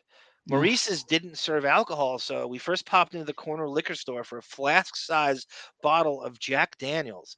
Johnny was a regular at this place, and Maurice, aka Mama, lit up when he saw us like we were kids home for the holidays. We ate in this makeshift patio out back, drinking our Jack Daniels out of plastic cups. He ordered everything: meatloaf, candied yams, black eyed peas, and Mama's signature fried chicken. That sounds good. Right now, I'm starving. Yes, Yeah. it We does. took our time over the incredible home cooked meal. We ate, talked, drank, laughed our asses off, took cigarette breaks mid course. I found out who Betty Sue was now. It's his mom. He liked booze that I liked. He liked cigarettes that I liked. He liked the food that I liked. He looked like every girl's wet dream. He packed Marlboros, rhythmically pounding the pack. Yeah, I love the move with the cigarettes where you just. I know. I think they like doing that more than smoking sometimes. If you could just Mm-hmm. pound the cigarette. I know some dudes who did that and didn't smoke. They would just take the cigarette just to do that the whole time and not smoke because it looked cooler. Pounding a pack against one heel, and cigs were half an inch shorter. This boy was so ridiculously beautiful and surprisingly open, funny, quirky, and sweet. Note, send Tracey Jacobs flowers. After Maurice's, we headed over to the Tower Records on Sunset and bought a bunch of music we'd been talking about. We sat in the car, a parked car, and lit the light from the store spilling in, taking turns playing our favorite songs for each other. We started making out to Bobby Darin's Beyond the Sea. I should say this. Bobby Darin's Beyond the Sea, your favorite movie, your favorite actor, Kevin Spacey, um, was used in season 4 episode of 21 Jump Street that we looked at with the one that Marilyn Manson is walking behind him in the so he goes to the beach to make out with that same broad that you saw in the skee ball game, Okay. Yeah. and Penn Hall interrupts him because he didn't want to cock block Lance. So Bobby Darin's Beyond the Sea is playing during that scene, and who do you think chose the music? Of course. Really? Really? Want to see Frida crazy? Payne's Band of Gold, Al Green's Let's Stay Together, and the Isley Brothers For the Love of You. He drove me back to my mom's and parked out front. The darkness of the residential street lent itself to an even more intense makeout session. I'd invited him up. He slept over with me, and we did it. We had the intercourse. And with me on the daybed in my mom's office. Within 2 weeks, Johnny had asked me to marry him after a multi-orgasm session in my mom's bed. And within the month, we had signed with, and then within a month, this is where it gets Tracy'd. And within 2 weeks, he asked me to marry him. And within the month, he had now signed with Tracey Jacobs. So it's almost like he's used as a male prostitute. It's very weird. It is weird. And I wonder how much that goes on. That's the shit we All the never find time. out about Hollywood. Like, that's the move. Well, That's crazy. one example off the top of my head, and it's probably not the best one, but the Twilight movie. Kristen, what's her last name? Stewart. Jesus Christ, Stewart. Yeah, I want to say Davis. She's gay, and she was paired up with Robert Pattinson. They were made to be a pretend couple for a few years I didn't know that. during the entire run of those movies, all 25 of them. And suddenly, after the final movie, yeah, it didn't work out. I'm sure it didn't. Is she gay fully now, or? Apparently, yeah. I mean, it's crazy. I mean, again, Tracy Jacobs uses Depp as a male prostitute to get Jennifer Grey. I'm sorry. I mean, Jennifer Grey is used as a prostitute to get Depp to sign with Tracy Jacobs. Mm-hmm. And it That's worked. crazy. Good on her. Yeah. We went to Tiffany in Beverly Hills and picked out a small emerald cut diamond with 2 little emerald baguettes on either side of it. On August 12th, I wrote in my journal, "I'm in love. I'm pretty sure for the first time in my life. He's kind, funny, smart, moral, thoughtful, respectful." Wow, that's some It's pedigree. also That's going back to the Tracy Jacobs thing. It's also it's a given that Jennifer Grey at this time is going to be in the tabloids. Yeah. and he's an up and comer, and she knows that her client is going to be featured all the time. I can tell you there was no move he could make where he wasn't reported on in Us magazine. Or I mean, you didn't know, and I was kind of young to be. So it was just like you were in a dentist's office and you would pick up a magazine and shit like, oh my god. So I'm super into the Jump Street at the time, Mm-hmm. and you'd see stuff. I'm like, who is this guy? And they loved reporting on him. And he'd be on like Current Affair, and there was Yeah. stories about. And again, like you can't find this shit. Somebody had to have VHS recorded it at the time in order to see. There was stories about bitch fits he'd have on the Jump Street set in Vancouver. He got arrested. I'm still looking for the footage of him walking out. That he got into a fight with a security guard in a hotel at a party, and there was a lot of stuff. And they just reported on him all the time. Then it wasn't just the Yeah. teen magazines; he was everywhere. I know. Just and that's when, it would be. I would love to see if you could have today's media with those stories back then, because we didn't know any of this shit. Mm-hmm. But yeah, they're packaged together all the time. This is just one of those rare cases where they actually were in lust with each other. But the two of them flew under the radar. Like it was not easy to find pictures of them or gossip. It leaked out, but it was, Mm-hmm. but Tracey Jacobs wants And that she out in the probably worst leaked it way. out. Yeah. Yeah, she probably did. After flying the coop, I didn't return to New York for months. Johnny and I rented Carrie Fisher's log cabin in Laurel Canyon, and I was saved. Is that also where like who is it? Who else is out there? A lot of people. Isn't that like it's like a big Hollywood kind of getaway? I feel like we played house, fixing up our one-room rustic love nest with French country pieces we found at the antique store downstairs from ICM on Beverly Boulevard. We hung these old floral rayon curtains from the 40s. We'd scored at the Rose Bowl flea market. We were into Native American anything. I bet. And bought these vintage blankets from a store on La Brea. La Brea is one of these like LA references. If you don't go there, actors love going. I love going to Pink's Hot Dogs on La Brea, and get two hot dogs and a Dr. Brown's cream soda. That was a special. I'd see him on like a Current Affair or something, a 21 Jump Street. No, it was a profile on him, and that's what he said on the interview. It was like very brief. All I know is the Peach Pit. So I'm trying to think if it's. Oh, by the way, I forgot to give you my condolences about the death of Joe E. Tata. Nat. And his hairy nipples. Yeah. By the way, the that's only reason crazy. I know that's one of the most disturbing scenes ever. Nat has a heart attack, and Brandon rips his shirt open. It's something I never. I don't remember that. I never needed to see was Nat topless. Thank Oh you. my god! I watched a little 90210. I don't remember that. I don't remember Yeah. that. That's a good one to put like in a deafening opening. Yeah. Sweater, old sweater chest with the hot pink nipples. Joe E. Tata. It's not. And I think Joe.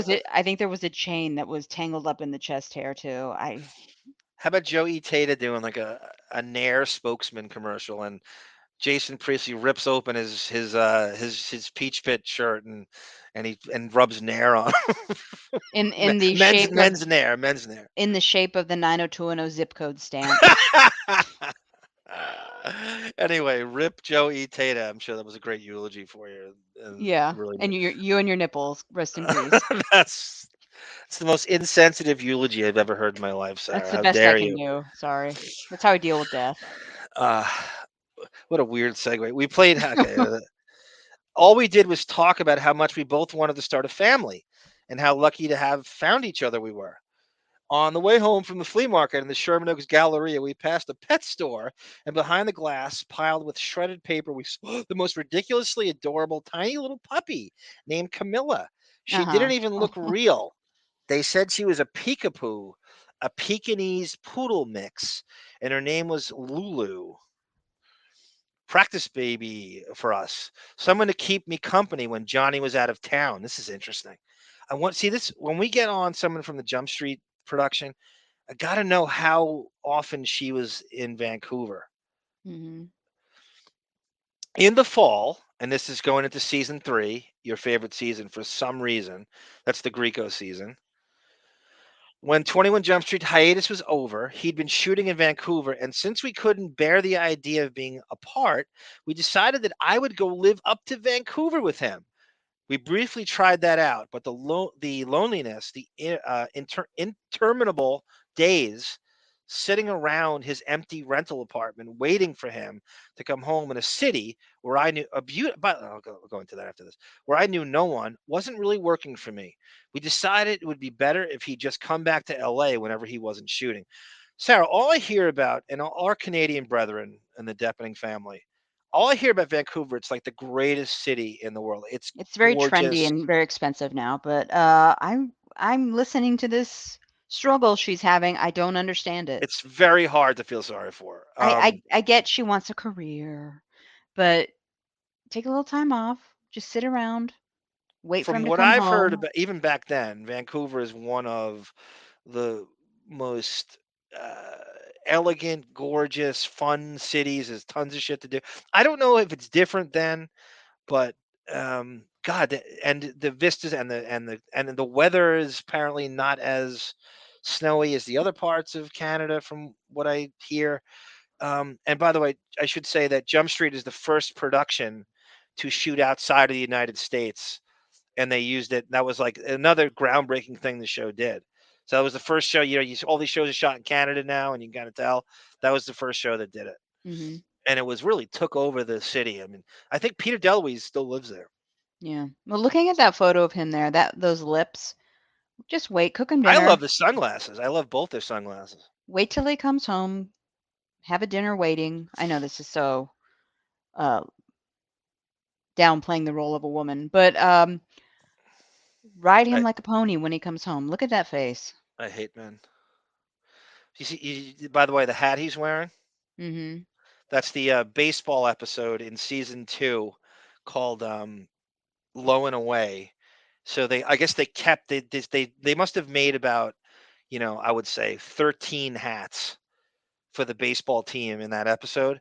So I guess they just kept the hats, and he wore that thing constantly. He brings it into another episode. Remember the episode where he goes in to investigate book burning in Mm-hmm. the teacher preacher was burning books. Yep. So he wears that hat the entire episode. He brings it. It's so bizarre. It just says tigers on it. Just tigers. Mm-hmm. Where are we? Okay. At Christmas time, we went to meet my fiance tour. Johnny took me over in furry love child to Florida to meet Betty Sue, his sisters and brother. On Christmas morning, this is great, gave me a diamond eternity band from Tiffany. Our next stop was Boston, where I introduced him to my father, Kevin McHale, who was doing a show there. Johnny bought me all three of us matching Tag Heuer watches. Do you know what this company is? No.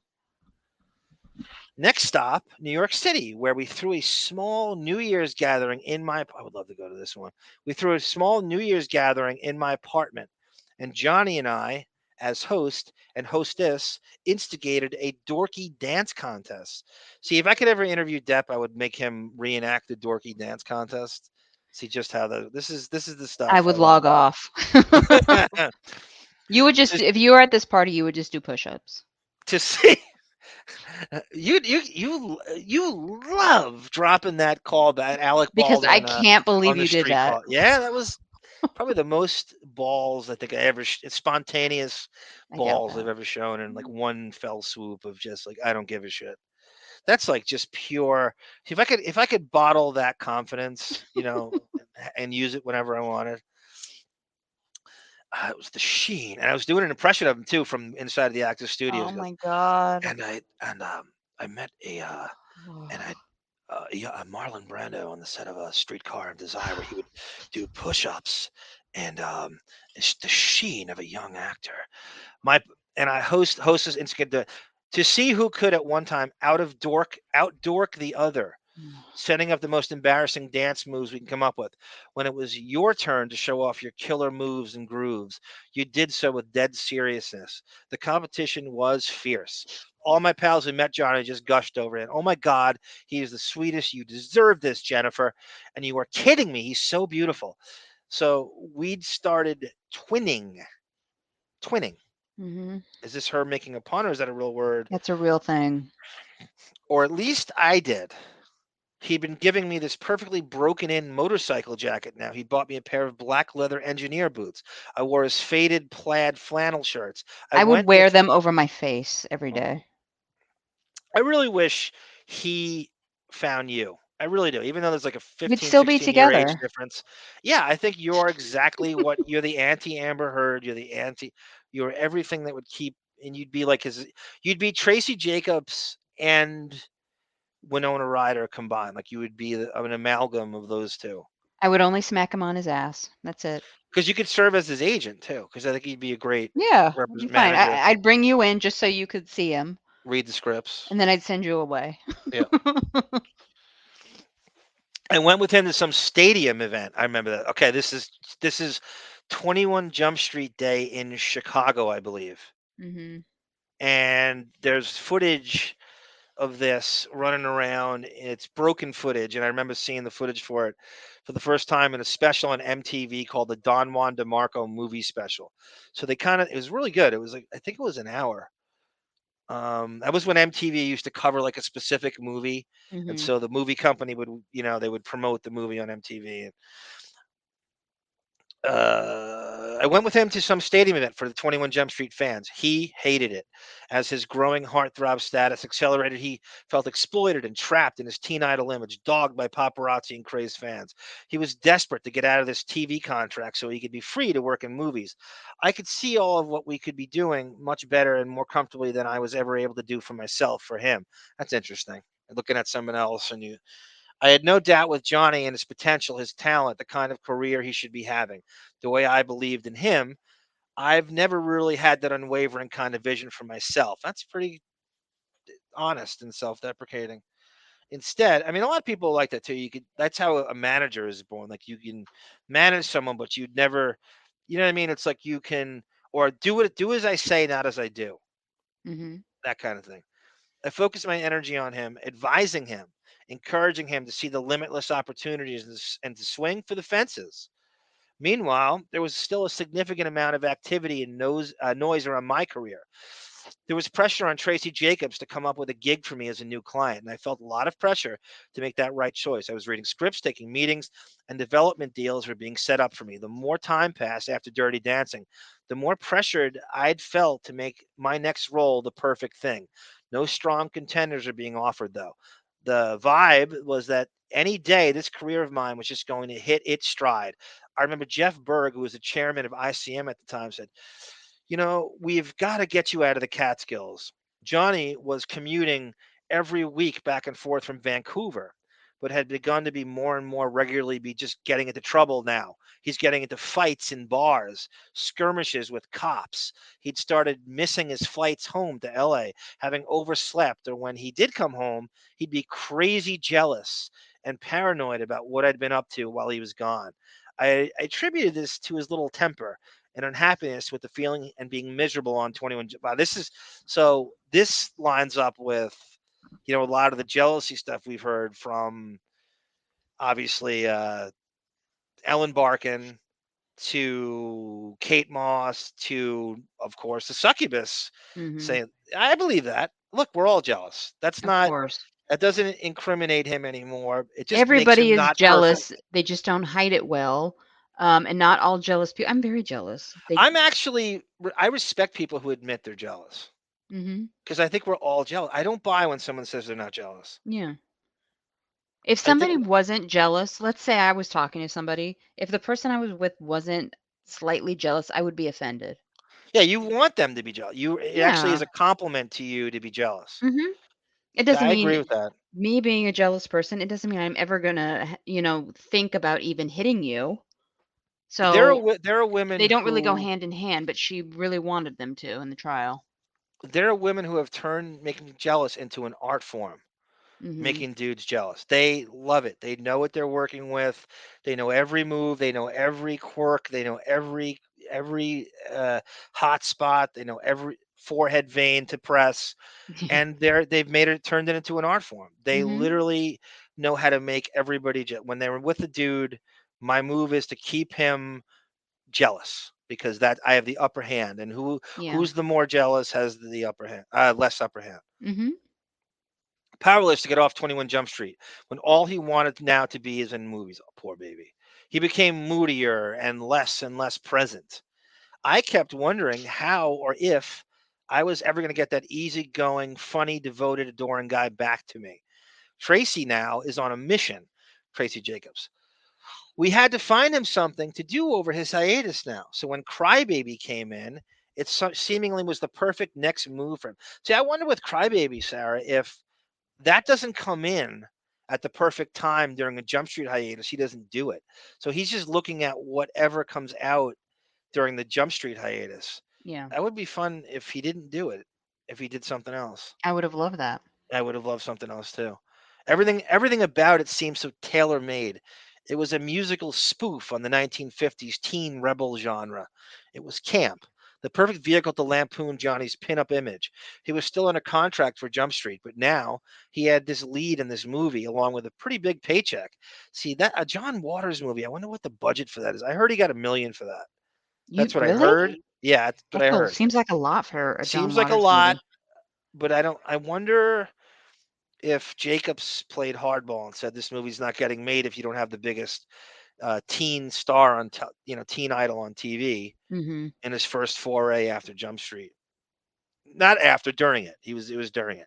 Mm-hmm. It came out. The movie came out during season 4. He filmed it in between seasons 3 and 4. And warning, I have Amazon dropping off a Christmas present. I Okay. may have to mute for a second, but keep going. We decided to give up the log cabin and spend more time. That's, by the way, that gift is from It's from my Jennifer dad. It's from my father. Jennifer Gray sent it. We decided to give up the log cabin and spend more time in my apartment in New York, but now Johnny's career had begun to pop. We had started looking at houses now to buy in the Hollywood Hills. At this time went on, it seemed that more and more when Tracey Jacobs called, I'd answer the phone, but now she wasn't calling for me. I'd have to pass the phone off to Johnny. Oh, this is crazy. Could you imagine being in that scenario and Yeah, you that's could so see it, weird. and Uncomfortable. he's now using her to talk to him Yeah. and calling her phone. That's fucking. And I wonder if Tracey Jacobs had any self-awareness that Of she was course. pissing her off. She knew what she didn't care. That's this story's crazy. I still wasn't seeing the perfect next part for me all along. And now I'm broke, really broke. One night early that spring in 1989, I was in LA having dinner with my mother in law, one of those curved booths at the Imperial Gardens, and with all too familiar knowing the look, she said, "You really should just do your nose, Jennifer." Could you imagine someone saying that to your mom, saying that to you? I would die. And Amazon's here. I'll be right back. Okay. I will read as you go. It's too competitive out there. It's much harder to just photograph than you do. I want you to look like a Michelle Pfeiffer. It just is. You got to look good. You want a career? It makes it easier for them and you. The worn business card with the surgeon's numbers from a few years back began to beckon me from the inside pocket of my Filofax, and the arrows were pointing to this as a possible solution. I took what quickly diminishing funds I even had at the time, and like some desperate Vegas craps player in the last gasp attempt at believing they could win it all back, I spun the wheel and played my hand and called, and I made an appointment for the day after my 29th birthday. So she's born in 1960. This is 1989. Mm-hmm. I'm back, by the way. Okay. A few days before my birthday, Johnny was flown in from Vancouver. By the way, Sarah, do you think the Jump Street production paid for him to go back and forth to LA and all this stuff? This is season 3? Yeah. Yes. I say yes too. I say they pay for him to go to Florida with whoever he wants to bring, Mm-hmm. whether it's Jenko or any girlfriend, Sherilyn Fenn, Jennifer Gray. I believe in addition to his salary, they're paying for him to go no doubt. And I'll go as far to say there's a Fox private jet in on this. I don't know about private jet, but I do believe first class. You're actually right, because there's actually shots of him walking through commercial airports with Jennifer Grey. There's a bunch of shots. And Winona Ryder. In West Hollywood by the studio so he could take a meeting with a director who's interested in casting him. I flew in from New York to be with him for a few days for my birthday, and then I was going to stay out in LA with my mom for a scheduled surgery, nose rhinoplasty. Johnny left our hotel room in the morning for his next meeting, planning to be back in a few. By the way, do you think Depp could have talked her out of getting a nose job? I do, absolutely, with a He's little with bit her. He's of with her with the nose, yeah. and that I was her calling card. do you think part of it was to get his attention? No. No? Okay. I think her mom got in her head, and she was nervous that she wasn't as hot as the leading ladies that were out there. It was like she was known for the Jewish nose. Yeah, that's true. And waited, no phone calls, nothing. Hey, where was Johnny? Oh, fuck Johnny. Where's Jenny? At a certain point early that evening, I left a note on the bed saying I was done with him. The day before my 29th birthday, I cut the cord from Tracey Jacobs. Wow. I think Tracey Jacobs affected this relationship more so than, if she's giving them equal attention. I think she's just really bitter that Tracey just poured her attention onto Depp Mhm. at this point. Yeah. It had all gotten too toxic and confusing for me now. Then I left ICM. I signed with Madonna's agent, Jane Berliner at CAA, and I broke off my engagement with Johnny 9 months after we'd met. What a I think waste. that's crazy. In his prime. What a waste. Did they even make it a year according to this timeline? I 9 don't know. months, she said. Yeah, 9 months. I'm just looking for if there's anything in the next chapter about Depp where it just is cut off. My dad's chummy with is it because it's weird because the next chapter is about Johnny Carson. So you Mhm. see the title of it and you think, oh, it must be a Depp, prologue. Yes. Sorry. I'm just seeing if Depp comes up. Okay. I'm just okay. Though I hadn't planned on it before I could stop, I proceeded to shower the producer with a slew of juicy tidbits. I think she's going on Johnny Carson Mhm. about my well-publicized engagement, subsequent broken engagement to Johnny Depp a few months earlier. I spouted off a few things about it, more appropriate drunken tete-a-tete with a girlfriend determined to prove fucking funny I was and exciting I could be whenever I wanted to be. Neither my ex nor ever I spoke publicly about our private travails. So part of me just watched in shock as I sold myself down the river while the other part just hissed back at me. Can you shut up and just let me do this? You're the one who got us into this mess with your taking the high road bullshit. If I left it up to you, we'd never have gotten on this show. Fuck discretion. I was on a roll and I was going to spill all there was to spill about being engaged and then unengaged to that teen idol, Johnny Depp. But why do I stop there?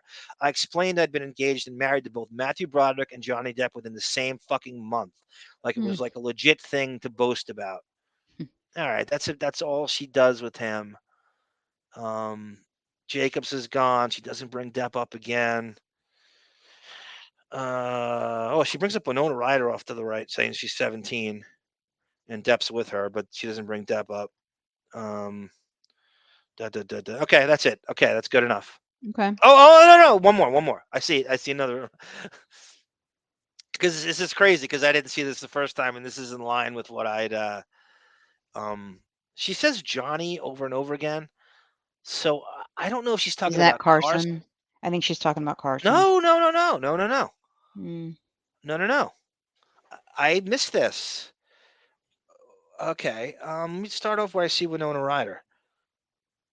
Okay, I'd moved back to the West Coast a few months before and rented a one-bedroom apartment in a building that was like the set of a movie about a young, aspiring actress. The building itself was a typical of the area, old Hollywood, 1920s Spanish, blah, blah, blah, wood floors, arched door. There must have been some crazy electric force field of ambition, desire, and aspiration. Jodie Foster was renting the front apartment down the hall, but was always away on location. And Winona Ryder, only 17 or 18 at the time, had moved into the apartment next door to mine.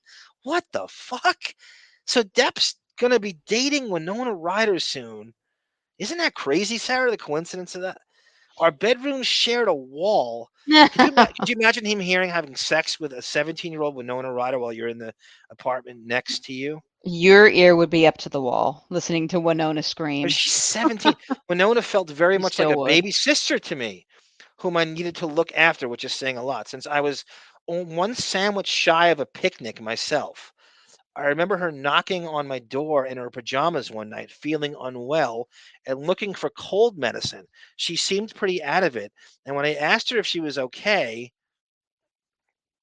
she'd taken a Valium. I tried to impress upon her that I was probably not the recommended treatment for a cold. Winona would confided me about various crushes she'd have. One time when she sought my counsel, I'd passionately tried to dissuade her from getting involved with Sean Penn. Now she's 17 here. Mm-hmm. And where she was clearly out of her fucking depth. It was like watching a mean boy slowly pull the wings off a butterfly. This all took place during my Madonna years. So when Winona happened to drop by while I was on the phone with the Material Girl, Sean's ex-wife tried to warn our young friend that she was playing with fire like a dumbass. I actually thought this is sweet, innocent, would heed two grizzled old broads' sage advice. But of course, she just parroted everything we'd said back to Sean. Soon after, I received a threatening anonymous message on my answer machine in a barely discernible growl. Why don't you mind your own fucking business? You'll keep your fucking mouth shut if you know what's good for you. And after a long silence, if you see me on the street, you cross to the other side. When I played the message for M, Madonna, she confirmed that it was indeed her ex, Sean Penn. Wow. Yeah. This is crazy gossip. This is good stuff. I did not read far enough. Yep. Yeah, that's Sean. All right. Hindsight being 2020, I got to say Sean wasn't wrong. My own business could have been used some mining at that point. Mm. I had been trying my best to manage the emotional fallout from my breakup with Johnny and had begun regularly attending meetings for people who were struggling in relationships, often, though not always, with alcoholics. The day after I left Johnny, on my 29th birthday, the day I did my nose, a casting director friend who had recently broken up with her husband, seeing the pain I was in, has suggested I come with a meeting to her. The concepts being discussed couldn't have been more foreign to me.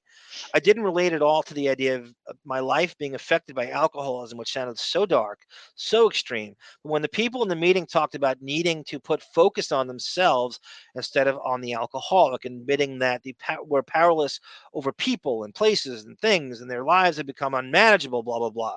I was the ding ding ding ding ding, and I'm in Malibu now, my old neighborhood from elementary school days, and a handful of complete strangers sitting in a circle of metal folding chairs in an empty auditorium would change the course of my life.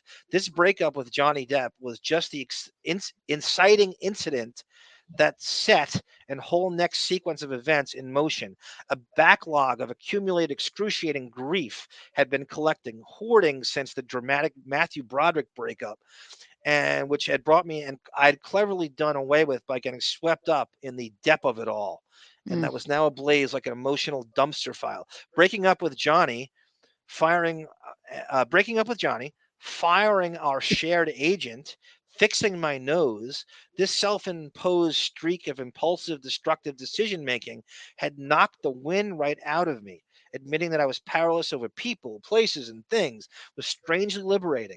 And I had this fledgling relationship with a higher power that was almost grateful for my newfound surrender. My new life seemed to be going great. That is, until I learned that my darling neighbor was banging my ex. Oh my God, Sarah. I don't know if this is crazy. I did not see this coming in my first peruse of this. Thank you, Mr. Johnny Bye Bye and Great Lazarus and Melvin. That is until I learned that my darling neighbor was banging my ex now. The classic nightmare of feeling replaced like you'd never happened, but on steroids. A bizarre, virtually seamless changing of the guards, but with the added fun of the blow-by-blow press coverage of what would become one of the most beloved celebrity couplings of the 90s. So I couldn't help but see and hear every little way my ex had moved on with someone else. Not only was Winona photographed donning Johnny's motorcycle jacket, still warm from my 9 month stint, Look who's wearing the dream coat now. But he'd wanted us to get tattoos of our names, and now his arm read Winona forever, and would have perhaps been more practical if Johnny had inked your name here. But this is really no such thing as a practical tattoo, and if ever, I found myself sliding down the slippery slope of romanticizing or misremembering our engagement love affair as it had been being better than it actually really was. I could be mercifully jerked back by reality by a crop of bumper stickers at the time that read, honk, if you haven't been engaged to Johnny Depp. The timing of their fateful meeting practically dovetailed with our split. It felt like it nullified our previous 9 months together. While I was experiencing this quite overwhelming grief, though much of it really had little to do with Mr. Depp. He was just the face of grief at the time. The photos plastered everywhere of two beautiful young lovers, passionately entwined, conjuring a kind of love none of us mortals would ever know. And it didn't feel awesome to me. I never saw Winona in a building ever again. I did, however, many years later, while looking at homes to buy, recognize the furniture that Johnny and I had bought for our cabin in Laurel Canyon. And when I asked whose house it was at that point, how great would this Hollywood Square soap opera have been of my sweet little neighbor running off with my ex, play on Johnny Carson? Of course, this bit would have been kind of a high wire act, only a precious few of us could have ever pulled off. So I figured I'd stick to the original plan with my pre-interview and go with a simpler version. Jesus. So I'm skimming through it, I'm skimming through it. Looks like Depp is not coming up again. Next page, I don't see Johnny Carson. Johnny, see, he says Johnny, so you think it's Depp and it's Carson, and I got to go back. The two most famous Johnnies. Right. Okay, I think that's it. I'm sure, but that would have been something to leave out. I'm glad I jumped ahead because I did not see that. And chances are she might circle back to me. I'm going to assume she doesn't. I would. Well, she might, but it's probably very crazy. minor. That is crazy. Okay. Talk about, God damn it. You talk about high school with money or Yeah, I what a know. fucking small world that is. How could that is crazy. Okay. You mocking me now? No. Tell me you see this on your screen. Yes, I see that. Yes. So we're on page 312, 311. I want to 312 start on at the the bottom side. of 311. Okay, but it's on the side. I'm going to be Ben Chu, and you're going to be Tracey Jacobs. Okay. Try to add like a nasal to your voice, if a Jewish nasal. You don't have to. I'm not going to. Anyway, so we're continuing this from where we left off from Tracey Jacobs part 5. This is the transcript part 6. We may or may not get through the whole thing depending on time, because we are at almost 2 hours right now. Okay, so we can go back to this and do it again. There's nothing stopping us, right? Yes. Yes. So here's Ben Chu. Are you on the right page? Deposing, yes, 311. Okay. Do you see where I am? Line 20. Yes. Can you elaborate on that? Okay. Yes. Can you elaborate that just a little bit, Miss Jacobs? Yes, Jake has had one of the most extraordinary legal reputations in the business. Whether it was George Lucas, Martin Scorsese, Brad Bird, Oliver Stone, Jerry Bruckheimer, slurs. Go back up. Are you reading mine or do you have your own? I'm reading yours. Okay. Jerry Bruckheimer. This is going to be a pain in the ass with my tongue. Okay. Jerry Bruckheimer, Brian Grazer, Nicolas Cage at the height of his career. I had tremendous regard for him. Did you or Mr. Bloom have any clients in common? Not at that time. Did there come a time when you had clients in common? Yes or no is fine. Yes. Which clients did you have in I'll be Friedman, by the way. Okay. And if I, just let me, don't worry about answering questions. If you can't read it, we're not under any kind of time constraint. So I'll be Friedman here and just, I'm going to instruct you not to answer on the grounds of the privacy of those clients. Wasn't Sylvester Stallone a common client? Same instruction. How would you describe Bloom Hergott's role in Mr. Depp's career? I think I've already said that several times in several different ways, but I'll just say again. Jake was involved from the inception of every deal-making process, all deals, every deal. Did he ever originate any deal for Johnny other than try-on loan? Objection. That would be in the violation of the Talent Agencies Act. But to the extent, and calls for legal conclusion, but to the extent that you can answer the question, you can answer it. What was the question? Okay. Did he ever find Johnny work? I can't recall. That's not his job. It wasn't his job to find the try-on loan either, was it? I have no idea. Did you and Mr. Bloom ever discuss the subject of conflicts of interest where Mr. Depp was concerned? No. We talked a little bit about Bloom Hergott's role representing Johnny. How did you conceive of it? Were there to be his lawyers on everything he needed? Objection. Calls for a legal conclusion. Assumes facts, not an evidence. Answer if you know. You may answer. Again, I keep feeling like I repeat this, so I'll say it in different words. They were involved at step one of every deal-making process through the end. So they were a full service law firm? Well, full service to the extent of, again, I'll say it, structure and strategy of all of the deal-making. Are you sure that's not Sturkshire? And they handled all of the deals, right? Yes. They weren't carve-outs that other firms would handle, right? Objection. Vague and ambiguous. I don't know what you mean. I'll withdraw that. You mean like they do in criminal law? No. You can ask, you can do redirect when you want to, Friedman, but not on my time.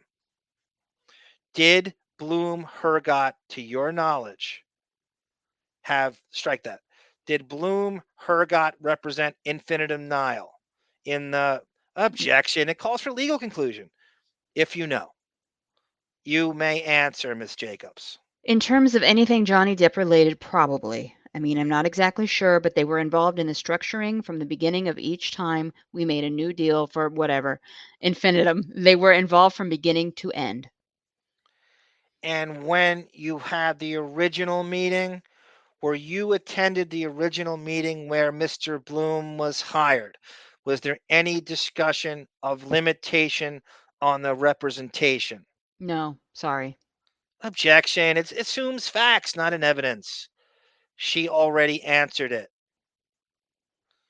But you weren't aware of you didn't hear them state any limitations on their representation, correct? Not that I can recall. This is several copies of Exhibit 246. Have you ever seen this document before? I believe so. What is it? It's a termination. It's a letter by Michael Sinclair, who is our chief counsel to Johnny Depp's representatives, who at the time was still Jake Bloom, explaining the conditions and commitments that Johnny Depp still owes to us, even though he has terminated us. And to your knowledge, is what's stated by Mr. Sinclair in that matter true and accurate? Yes. And I believe you testified earlier in the prior case that UTA had received $65 million. Yes. At this time, 10% of 650 million. Yes. And that's Tracy's cut. That's not bad, right? I mean, that's Mhm. what, in addition to whatever else she made, but that's just off Depp. And God knows what else, but that's chew math. Mhm. But UTA retained certain future rights, correct? Yes. Would you describe those for us, please? All the movies that I had negotiated with Jake prior to his terminating me, which were many, that he had finalized deals on. So in addition to the $650 million that UTA received, there would be many millions more in the future, correct? Yes. Objection. Sorry. Misstates the testimony. Well, Friedman, you can correct me then. So in addition to the, did I misstate? In addition to the 65 million that UTA received, you anticipate that UTA would receive many millions more based on your prior efforts. Correct, Mix Jacobs? Yes. Objection. It calls for speculation, calls for legal conclusion. Okay. Your lawyer was, you said yes, and you were going to say something else. You may answer. You can answer. Yes, for several years to come. And please correct me if I'm wrong, Miss Jacobs. That would include series, correct? Well, let me answer it again. Let Oh, that's me. Sorry. oh, where does it It's say? not Okay. marked. Okay, well, let me answer it again. Let's assume that there is a Fantastic Beasts 3. Oh, wait. I don't know. Maybe it is me. It's Ben. Okay, God. Okay. Well, let me quote unquote answer it again. Let's assume that there is a Fantastic Beasts 3. Would UTA be entitled to its 10%? Objection calls for legal conclusion. It calls for a disclosure of confidential settlement documents, and it calls for speculation. Okay, you may answer, Ms. Jacobs. All of them, every one of them, they were all negotiated while he was a client. Right. So the answer to the question is if there's going to be a Fantastic Beasts 3. Or 4 or 5. So UTA expects its 10%. Yes. So what's going on here, everyone, and that should where we left off, and this is a long time ago we did this. Jacob's firm, UTA, is saying that Depp owes them back commission. That she negotiated, I think it's 5 movies after she got fired. So he Mhm. went on to do these movies, and UTA never got paid their commission from these movies. It's a lot of money. I think it's 25 million, Sarah, or something. Sounds right. Okay, I'm going to go to line 2. Okay. And that could, I'm not asking you to speculate, but it could theoretically be in the tens of, I'm right, in the tens and millions of dollars, correct? It's doubtful, but yes. Is this attachment to Mr. Sinclair's letter, which is Exhibit A to that letter, purporting to be a complete list of the projects that you and your agency brought to Mr. Depp, which you're entitled to the 10% commission? I believe so. Was there any pushback from anyone with respect to this letter? Objection, vague and ambiguous. Let me ask a better question then, Mr. Friedman. To your knowledge, Ms. Jacobs, did anyone respond to Mr. Sinclair's letter by saying, oh, this particular project is not included? Or was there any pushback, any objection, if you know? If you know. As far as I know, there was not a response. I'd have to look at Michael Sinclair for that. I think you're still going. Oh, is that correct? Sorry. Just answer the question, Ms. Jacobs. That's okay.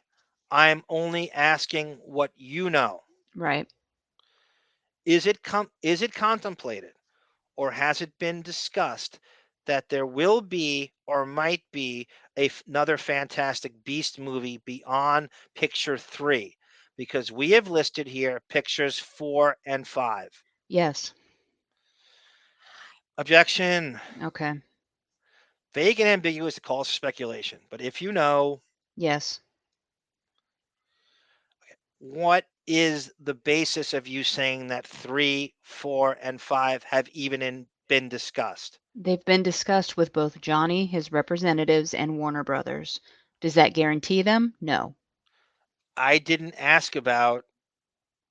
Hold on, sorry. All right. If they get made, yes. Understood. When was the last time you spoke with Mr. Depp? 2 years and 7 months ago. Was that October 27th, 2016? And that's when he slammed the phone down on me and woke me up in the middle of the night. Yeah, 2 a.m. He has no that's I Depp like know. in full blown no sense of time, no, you know, rocker friends over and Manson uh downward spiral. Now, you testified at your last deposition that Mr. Depp was very generous where you were concerned, correct? Some. Objection. It misstates the testimony. Okay. I will just ask, actually, she did say that. Was Mr. Depp generous? Sometimes. Isn't it true that you asked him to buy gifts that were worth more than $10,000? Sometimes. Why would you do that? Brian? You can answer. Whereupon the Mm. record discussion was held off the record. Okay, I wish I could hear this. I know. Discussion was held off the record between the witness and Mr. Friedman, and I go back to Chu. I would prefer that the witness not engage her counsel in the middle of answering a question, Friedman. Last time I said yes, and here is what I would like to add to that. Well, that's not the question. Okay, yes. Your counsel can rehabilitate you when he does redirect. But could you just read the question back? I think he said, why would you do that? I think that's the question. She's allowed to answer that, by the way. I was trying to answer that. You were trying to talk to your lawyer, Ms. Jacobs. I just wanted to make sure that You don't have to say what you talked about to your lawyer. You don't even have to answer it. Can you just read the question back? The record was read as follows. Why would you do that? And this is you. Am I allowed to give an answer? Yeah. Yes. It was a joke between the two of us. I would buy him extraordinarily expensive gifts, often with Jake, for start dates, birthdays, anniversaries, anything, and occasionally. And not for at least 11 years had he bought me anything. It was very occasionally. But you are saying it was reciprocal. Yes. But there were occasions on which you asked him to buy you particular gifts, correct? In a joking manner, yes. And notwithstanding the joking aspect of it, he complied with your request. Occasionally. We don't need to mark this. I'm sorry, we do. Oh, here comes Camille. Mr. Oh, Mr. Vasquez. Vasquez. What was that? Vasquez. There's nothing. All right, so it's Nothing just back to exciting. Line whereupon 5. plaintiff's exhibit 247 was marked Mm. for identification by the court reporter, Mr. Chu. Miss Jacobs, showing you what's been marked in exhibit 247, it purports to be an email from you to Mr. Bloom and his assistant and some other people. Uh-huh. Reading, Joel has given me permission to ask for an advance per tax situation. Do you have any recollection about what this was all about? No, probably just needed some money for whether it was taxes or anything else. And in every deal, I was virtually asking for advances, including the last Fantastic Beast. Does this refresh your recollection about what role, if any, Mr. Bloom had with respect to handling Mr. Depp's tax situation? No, frankly, it seems like a Joel Mandel issue. Why were you sending it to Mr. Bloom then? Objection. This misstates the document. Document seems to indicate that it's sent to Joel and Christy then. Who is JAB? Jake Bloom. And he's the first recipient, correct? I don't put mine in order. Oh. Oh, as long as I've covered everyone. Is it multiple pages? I'm sorry? Is that exhibit multiple pages? I only got that here. This purports to be Exhibit 248. It appears to be an email exchange between you and Christy Dombrowski. Is that correct, Miss Jacobs? Apparently, that's what it says. Directing your attention to an email toward the bottom of the first page, you explain we're going to deal with Shep on money of the. Okay, Sarah, can I just set this up a Yes, go little bit? ahead. This is phenomenal dirt on the Hollywood vampires. This is what I'm talking about, where Alice Cooper's manager is that guy Shep Gordon, and that's Mhm. who Depp shows up drunk at that tribute to. Okay. So Tracey Jacobs goes off on this guy for exploiting Depp for not getting paid properly for the Hollywood vampires. Where, like, 80% of the people showing up is really to see him. So Mhm. he's like doing it, and he's turning movies down to do this tour, Mhm. and it's like she's like, "What the fuck are we doing here?" So Shep Gordon is Alice Cooper's manager, and Tracey Jacob hates him. Okay. We're going to deal with Shep on money for the vampires. I talked to Jay about it. Shep is ripping him off.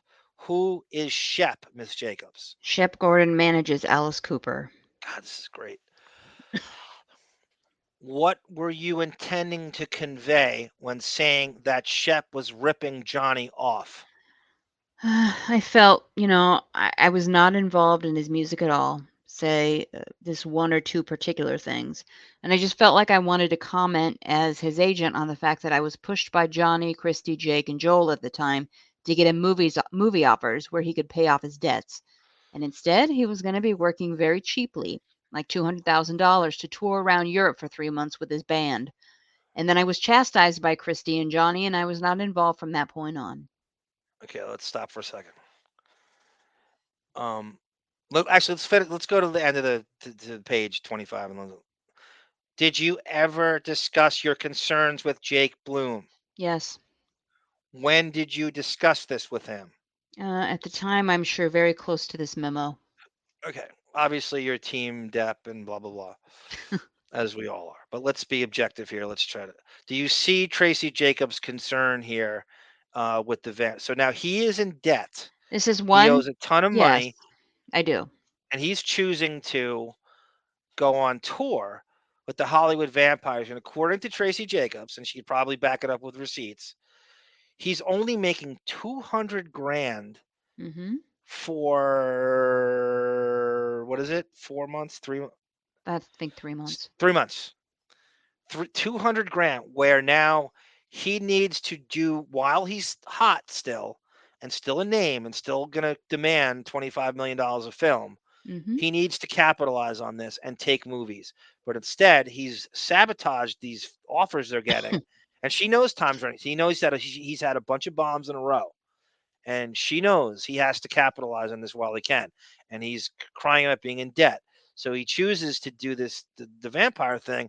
And, Emperor's Clothes, his sister is antagonistic with her, as is Jake Bloom. Jake Bloom, yeah. Okay. And they're just giving him, they're yes men. Mm-hmm. And you can see her side of this, right? I mean, No, I totally get this, especially with this money situation happening. He's aware of the money situation at this point, and he's going off to make a fraction of what he should be making. how insane is it that Mm-hmm. he's agreeing? I mean, even though, Depp is known to put salaries aside and shit on money and capitalism whenever in his hero worship of Joe Perry and Alice Cooper. But this is ridiculous. And you'd Mm-hmm. think they would say something. You would think Cooper and Joe Perry would be like, you got to be kidding me. I mean, No, I think they're 80 just they're happy for him to be there. You don't think they ever were aware of that he was only getting 200 grand to work for 3 months on this crazy? And I I'm mean, sure they these are had an idea. festivals that are sold out. I mean, if you see Yeah. some of the stuff in Europe, it's crazy. Mm-hmm. And this guy Shep Gordon, who he did that tribute to, which really destroyed. I mean, that was a huge.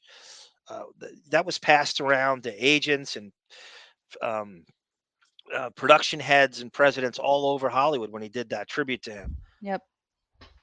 The acid tripped, drunken that we all tell that goes Which around. we've played, yeah. Yeah, which you played, which was actually blocked immediately, right? I mean, that thing is they don't want that out there. I don't know if that one was blocked. It was a The Jada Pinkett Smith thing was blocked. well, that was no the Chef Gordon was immediately blocked. They don't Okay. want that out. Okay, so we're down to next page. Yep. That's me. What was the substance of your conversations? Exactly what I just said to you. And how did he respond? I don't recall what his exact response, but I was upset about this because Johnny always conveyed to me he had to work, and Joel Mandel said he needed to make a lot of money, as did Christy. And this flew in the face of what I had been instructed to do, and Christy was doing exactly what Johnny wanted her to do, which was nothing to do with him making money. There was no opportunity for him to make more than a small amount of money when he apparently needed the cash. When you expressed this concern to Jake, what did he say about it? Objection, it misstates the testimony. Did you express this concern to Jake? Yes. And how did he respond? I don't remember. Do you remember? I mean, this is a pretty big deal, right? Do you have any idea? Did Jake agree with you? He understood what I was saying, but he wasn't controlling it. It was all Christy. Well, Jake was the entertainment lawyer, right? This was a music issue. Music is entertainment. Right. They have an entertainment lawyer named Candace. Candace Hansen, right? I think she was involved in this with Jake. These sound like fake names, like Melrose Place, Jake Hansen from 21 Jump Street. I think she was involved with this Jake. You're on line 14. I am. I'm sorry. It's all right. What steps, if any, did Candace Hansen and Jake Bloom take to rein all this in? I have no idea. Then what steps, if any, did Jake Bloom, Candace Hansen, or Bloom Hergott take with respect to your concern that Shep was ripping him off? I'll say it once more, which is Johnny and Christy were not interested in any of our opinions. That's not the question. You can go ahead and finish. Mr. Friedman, lawyers have duties. You can go ahead and finish your answer. It's not a lawyer's duty to tell a client what to do and not what to do. Really? No, unless they're walking. I don't know. I don't know what that means. If you keep interrupting her, I'm going to conclude this deposition, Mr. Chu. I'll do the same thing if you keep interrupting her and counseling her during the middle of the questions then. Great. Then we should both cancel it out right now. If you want to pay our bills for coming back, I'll do so. All right, Chu. I like this dust up here. I don't remember this. I kind of skipped ahead. I feel like I didn't get ensconced in this part of it. Let her finish the question, Chu. Let her finish answering the questions. Miss Jacobs, do you have anything more to finish with respect to the question? I don't remember what the question was. Well, let's read back the question then. Deanne, please. The record was read as follows. What steps, if any, did Jake Bloom, Candace Hansen, or Bloom Hergott take with respect to your concern that Shep was ripping him off? And my answer is I don't know. Let's go to the top of the page where you're responding to Christy Dombrowski. You say, I feel really bad that you think I don't. What are you telling her there? That she was throwing me under the bus with Johnny for telling him the truth about his music situation, and her job was to enable and support anything and everything that Johnny ever wanted to do, and that is a consistent pattern for years. You were doing what you thought was right for your client then? Correct. And you were doing it even though it was making you unpopular, correct? Well, let's stop for a second right there. Okay. And I'll just kind of jump ahead to where. So now this is the thing we hear about with him playing Tracey Jacobs against his sister, and Mhm. it's a very tough position to be in. It's a Mhm. really crazy quandary that you have to be like the bad guy and go, look, and it's not even that she's saying don't pursue your music with your heroes. She's just saying, I don't need you to go on tour for 3 months. It's Let really not. you can do it. Not right now, though. Yeah. She's not saying no. It's very reasonable, and I'm very team Tracey Jacobs on this. I'm against all things Hollywood vampires. I think it destroyed tons of film, and it's substantiated here. I knew I was Mhm. right. This is before I even. Were you okay? I'll start from. Were you doing it even though it was not making you very popular? Correct. Correct. And you did that because you cared about Johnny, and that's what you do for a client. Correct. Correct. And you said, why don't you ask Jake? Why did you say that, Miss Jacobs? I must have said to Jake what I just said to you, which is that I was concerned about this. Shouldn't he have been doing the same thing? He Objection, objection. Assumes facts, not an evidence. It calls for legal conclusion, but you can answer it. I don't know. Do you know what specifically Candace Hansen did with respect to Johnny's music activities? No, I don't. Do you know how much she spent? No, I don't. Have you ever spoken with Candace Hansen? Maybe once or twice over the years. Have you ever spoken with Jake about Candace Hansen? Yes. And what was the nature? I had just asked him initially what she was doing with Johnny, and I was told she's their music liaison and that she would be helping on that front. Whereupon plaintiff's exhibit 249 was marked for identification by the court reporter. Back to Ben Chu. Showing you what's been marked in exhibit 249 for identification. It purports to be an email from you to Joel Mandel.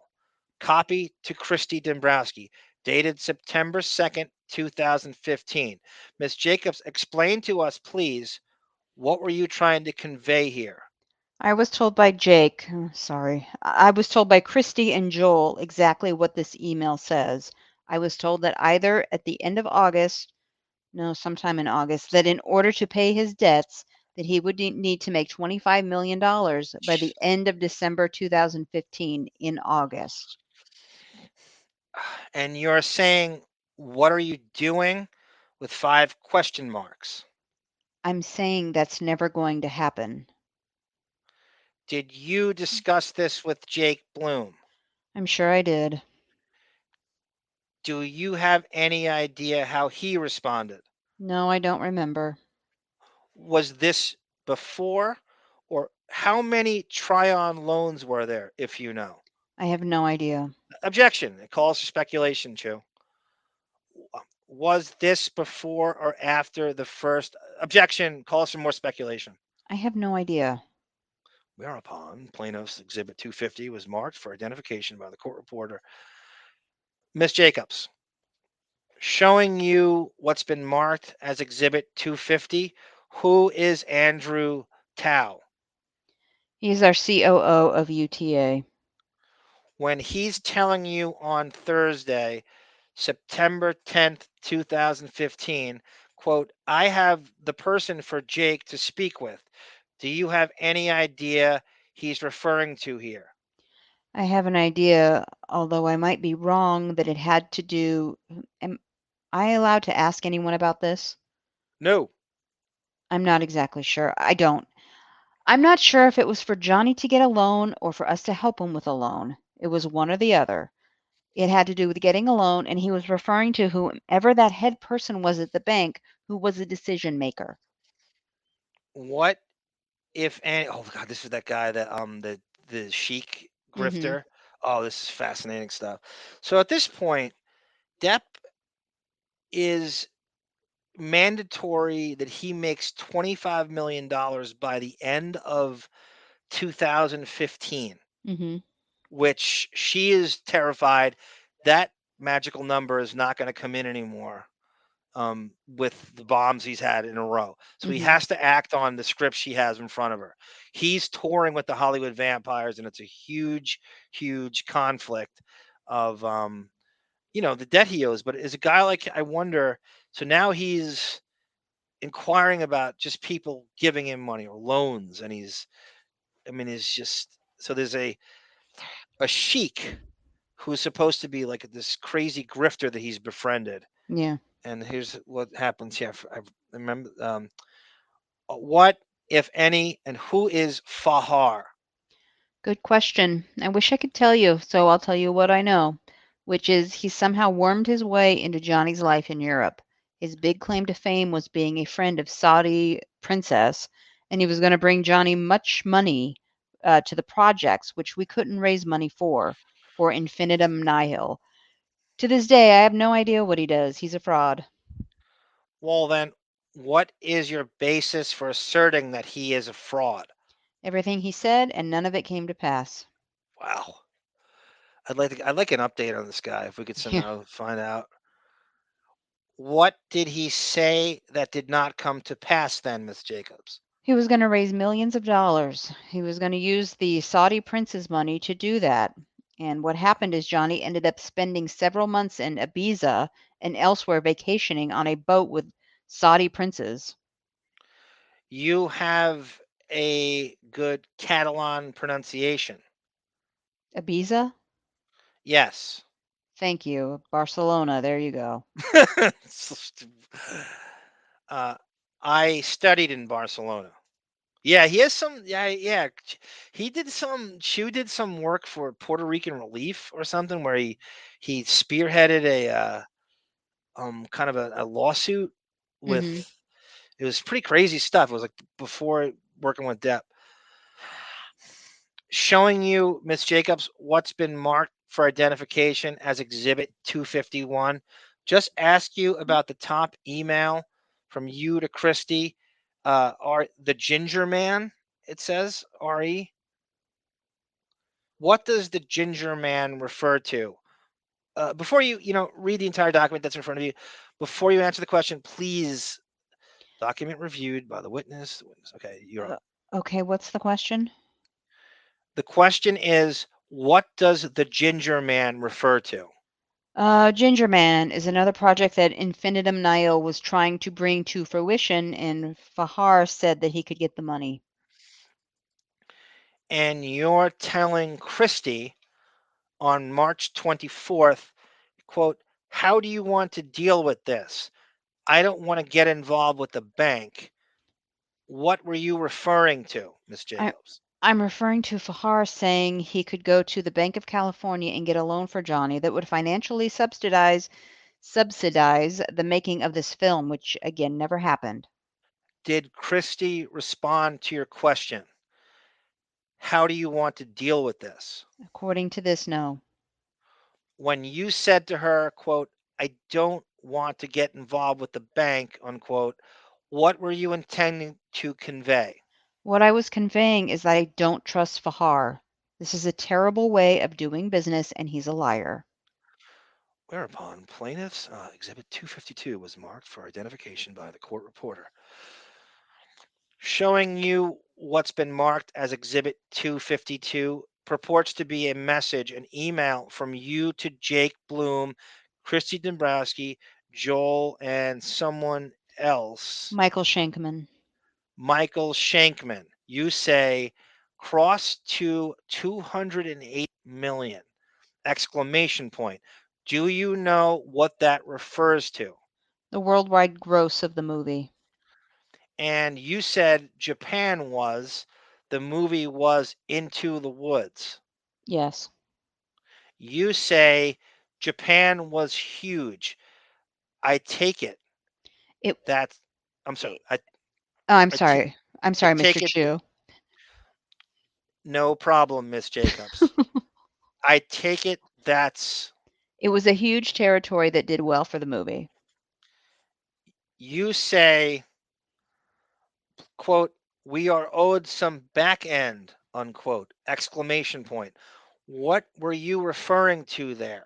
I'll give you back end, Chew. Anyway, we were owed some back end, and we were paid some back end, which continues to pay. After this, I would like to take a break to go use the potty. Well, we can do it right now. No, we can finish this last thing. We still have a sandwich for you. No. Oh, Michael left. I didn't even see. Okay, hold on one What? second. Where are we? Whereupon the plaintiff's exhibit 253 was marked for identification by the court reporter. While Jacob scarfed down her hoagie I know. I want to while know what sitting they're on the eating. bowl. I so want to know what they're eating. Miss Jacobs, how was the deuce you just dropped? Hardy. Showing you what's been marked as Exhibit 253. It's an email from you to people at Lionsgate. Who were Mr. Friedman and Mr. Feig? Uh-oh. Be careful with that. Rob Friedman at the time was the chairman of Lionsgate. He no longer is. And Eric Feig, I believe, was the president, and he no longer is. And are you telling them here that Johnny thinks the script is great?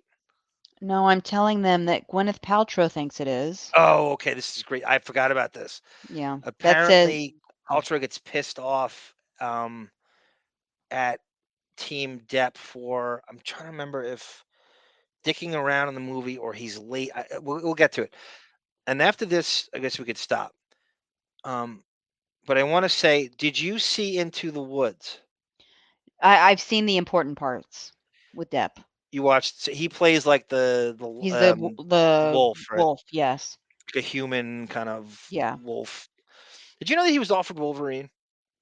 You told me that. Or I've told you that. Yeah, it's that Mhm. when we get to Depp in the comic I book. don't picture that. Yeah, I could see him doing it. I don't. Ageless. I could totally see him doing it. That's going to be an episode, future Depp episode we're going to do is Depp in the comic book roles. He was rumored to be and offered and stuff. It's a lot of stuff. Matrix, Wolverine, Bruce Banner in the 90s, which I could Mhm. totally see. He Let's has that. go. We're at 2:37. Let's go to about 3. Well, yeah, I mean, okay, we'll see what happens here. Okay. I totally forgot about this part of the. I love this transcript. I love it. All right. Okay. And are you what? No, I was going to start. I'll just do it again. Okay. And are you telling them here that Johnny thinks the script is great? No, I'm telling them that Gwyneth Paltrow thinks it is. That says, quote, G.P. Mordecai, end quote, who starred in the movie with Johnny. Who do you think of more of as a GP? Gary Puppet? No, Gary no. Payton? Gary Payton or Gary Gwyneth Payton, Paltrow? all the Okay. way. The glove. There's, gotcha. You said I told her that's Gwyneth Paltrow. Uh-huh. That Johnny took a financial haircut. What are you referring to here? That Johnny didn't get paid $20 million. He got 15 with a back end instead. Oof. The back end of that is Yeah, I know. not good. And what was the purpose of sending this email? To confirm with the heads of the studio that we were doing everything we could to get this movie made, because Mordecai was actually a movie that Johnny and Christy developed that was put into turnaround from Warner's, and I set it up with Jake at Lionsgate. What did Jake do? Jake was very close to Robbie Friedman and was very helpful, and we set it up together very quickly. What was I gonna say? Shit. Oh God, I had a thought about Mordecai. Oh, Mordecai is such a weird thing to spell. They fucked it up in the transcript like 5 Yeah, times. it doesn't matter. It's a tough to spell. It's tough to spell. I always have to look at it when I spell it. Does it deserve being spelled It doesn't. correctly? You're absolutely right. It deserves to be misspelled. You're right. And this deal did get done. Yes, the movie got made. She's not happy about the movie getting made. Mhm. Okay, why don't we take a break? That'd be great. I really got to drop one. Can we call it dropping a Mordecai? Oh, let me go Because it's pinch. a turd like the movie. Yeah, go pinch off a Mordecai. We are going off the record. The time is 3:43 p.m., whereupon a recess was held from 3:43 to 3. How about a 16-minute Jacob's dump? We're back on the record. The time is now 3:59 p.m. Good afternoon again, Miss Jacobs. When did you first meet Jake Bloom? I don't recall exactly. What do you recall generally? About anything, Ben? Come on. About when you had met Jake Bloom. Must have been 20 or so years ago. Do you remember the occasion on which you met him? No. What matters, if any, have you worked on with Bloom at Bloom Hergot besides those involving Mr. Depp? I'll instruct you to not answer the question as to the particular client's names. Sorry. You may answer. You just told me not to. No. Clients' names, you could say, I worked on client A. I worked on client B. I worked on another client with him, but many, many years after he signed Johnny Depp. Was it just one? Uh-huh. How many clients do you have in common? Now we... Objection. It's vague. It's vague. At any time. I just have one. When you were working with Mr. Depp, how often would you meet with Jake Bloom over the years? Not often. Just when you had a deal? Yes, or we had an occasional lunch. Most of it was done on the phone. Did you email with him? Yes. How often? Depending on what we were doing, could have been every day. Did you ever text with Mr. Bloom? No. Did he not text? He doesn't email or text. You do it through his assistant, who's extremely good at communicating.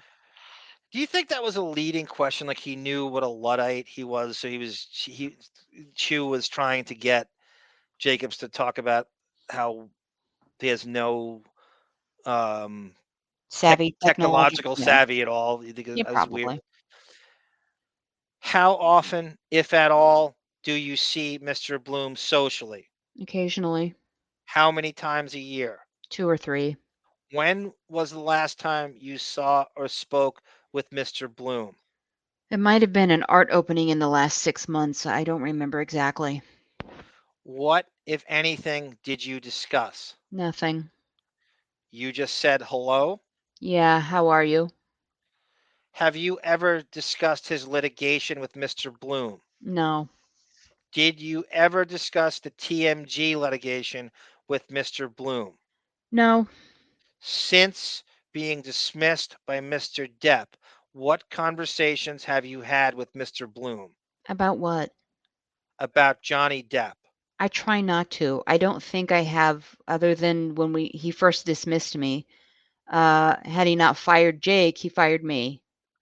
What conversations did you have with Mr. Bloom after Mr. Depp fired you? How upset I was. Did he know anything about it? Is he staying on? Had Johnny fired him? How did Mr. Bloom respond? He hadn't been fired, so I didn't get into it with him. What did he say about whether he knew whether you had been dismissed? He said he felt terrible. Did he say he knew about it, It sounded like he did. but he didn't give you the heads up? I don't think he knew. I thought you said you thought he did know about it. No, I think he knew after the fact. I think the person that knew was Ed White, who did not give me the heads up. That's the little miniature guy, Ed White, the accountant who testified. I'm not sure if he looks like he could be a big guy. Oh, Big maybe Ed White. he's very I don't know. slight. Yeah, he's very slight. He's And he probably was doing everything on the stand too. he was a great witness, actually. Oh, I know, he was great. Talk about how Really, really great Johnny solid. Depp was. I thought he was one of the best witnesses in the whole. He never gets credit for it either. Yeah. He was a really bright guy too. He's just like, how old do you think he is, Sarah? Early 70s? Yeah, easily. When did you first meet Joel Mandel? When Christy hired him. I don't know how long he was with Johnny, and that's the one I know least about. Have you ever worked on any matters with Mr. Mandel besides Mr. Depp? No. Did you know the terms on which Mr. Mandel or TMG was paid? No. How often would you meet with Mr. Mandel? Rarely. How often would you speak with him? Not very often. Everything was in an email. You see where he's copied. Do you ever have, or had you ever had any meetings where Mr. Mandel and Mr. Bloom and you are all present? Not that I can recall. When you were representing Mr. Depp, did you ever work with any attorneys other than Bloom Hergott? Yes. Who? Blair Burke and Laura Wasser. Is that Blair from Facts of Life? No, Tootie from Facts of Life. Lisa Welchel was a piece of ass in her day, as was Kim Fields. I love the brown sugar. Oh. And what were Blair Burke and Laura Wasser doing for Mr. Depp? During his divorce action, Blair Burke was his criminal lawyer and Laura was his divorce lawyer. Other than Miss Burke and Miss Wasser, had you ever worked with any other lawyers for Mr. Depp other than Bloom Hergott? No. Objection. It's vague and it's ambiguous. You can answer. Not that I can recall. Did you ever work with Marty Singer in connection with Johnny Depp? I did speak to him very occasionally, yes. What services did Mr. Singer provide for Mr. Depp? I don't know. I never hired him, but I presume it was to defend Johnny in some litigation. One of his 40 lawsuits going on Yeah. at once.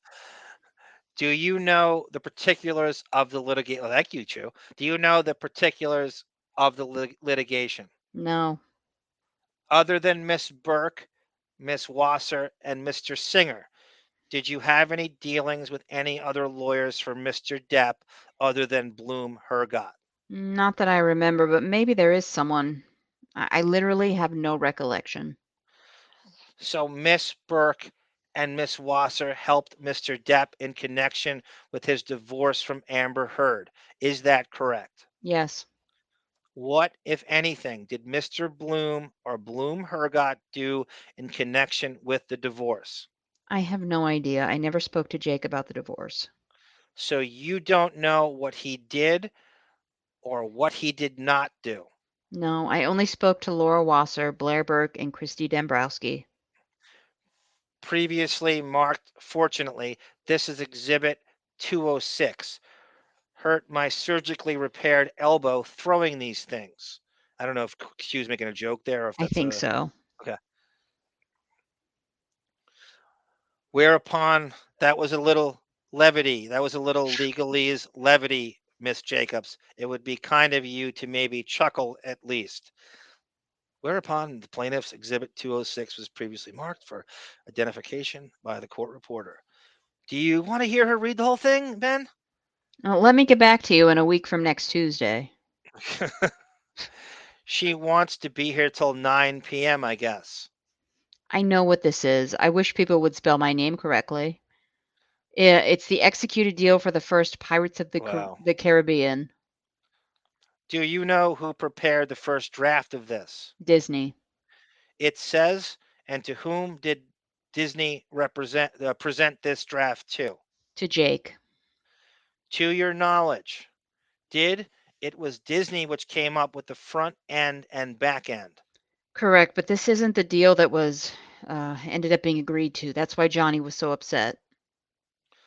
Were the financial terms, did they stay the same from the beginning to the end?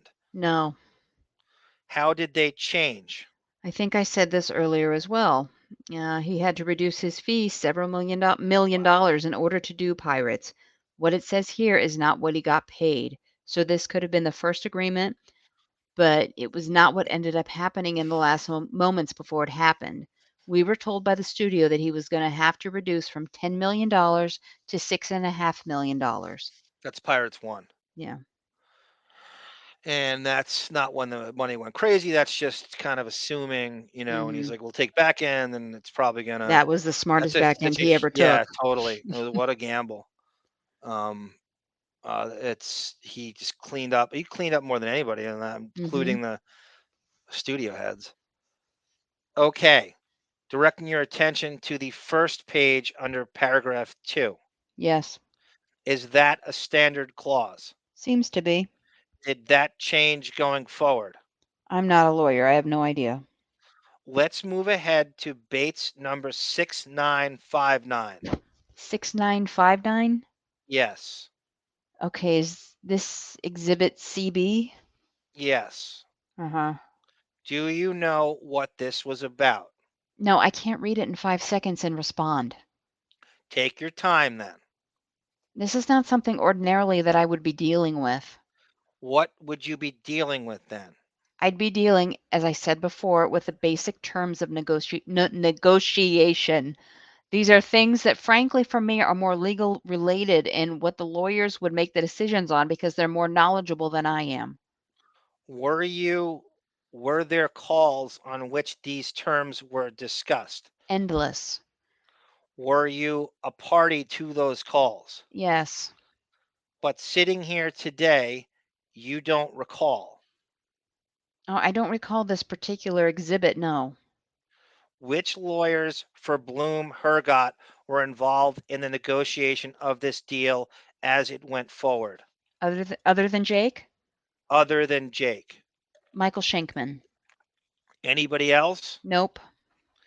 This has been previously marked as Exhibit 207, so you don't have to mark it again.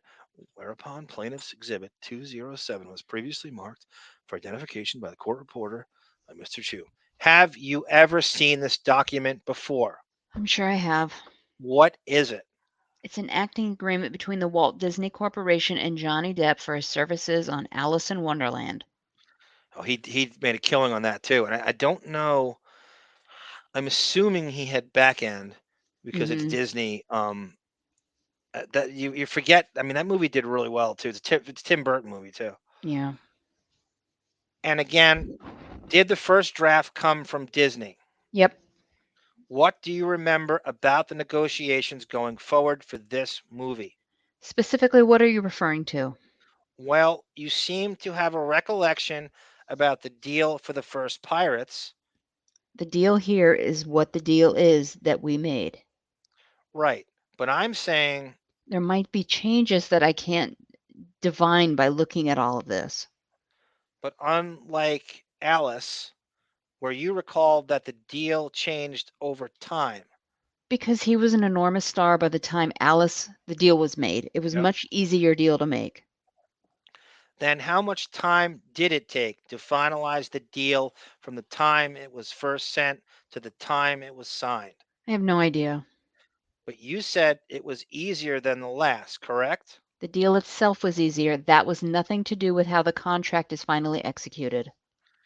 Do you have any understanding of how long it took to execute the contract? No, but it got executed. Usually it takes quite a while with a client. But you don't recall in particular. I do not.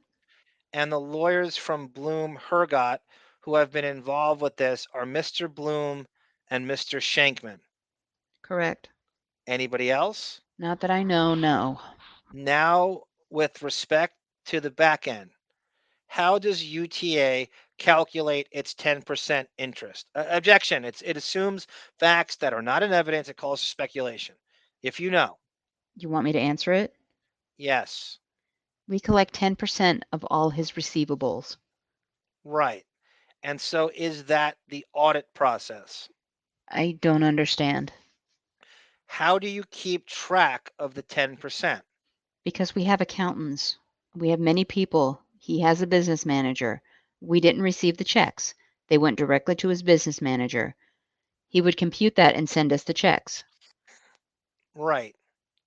That's what I'm getting at. But you have your own 10% interest in that.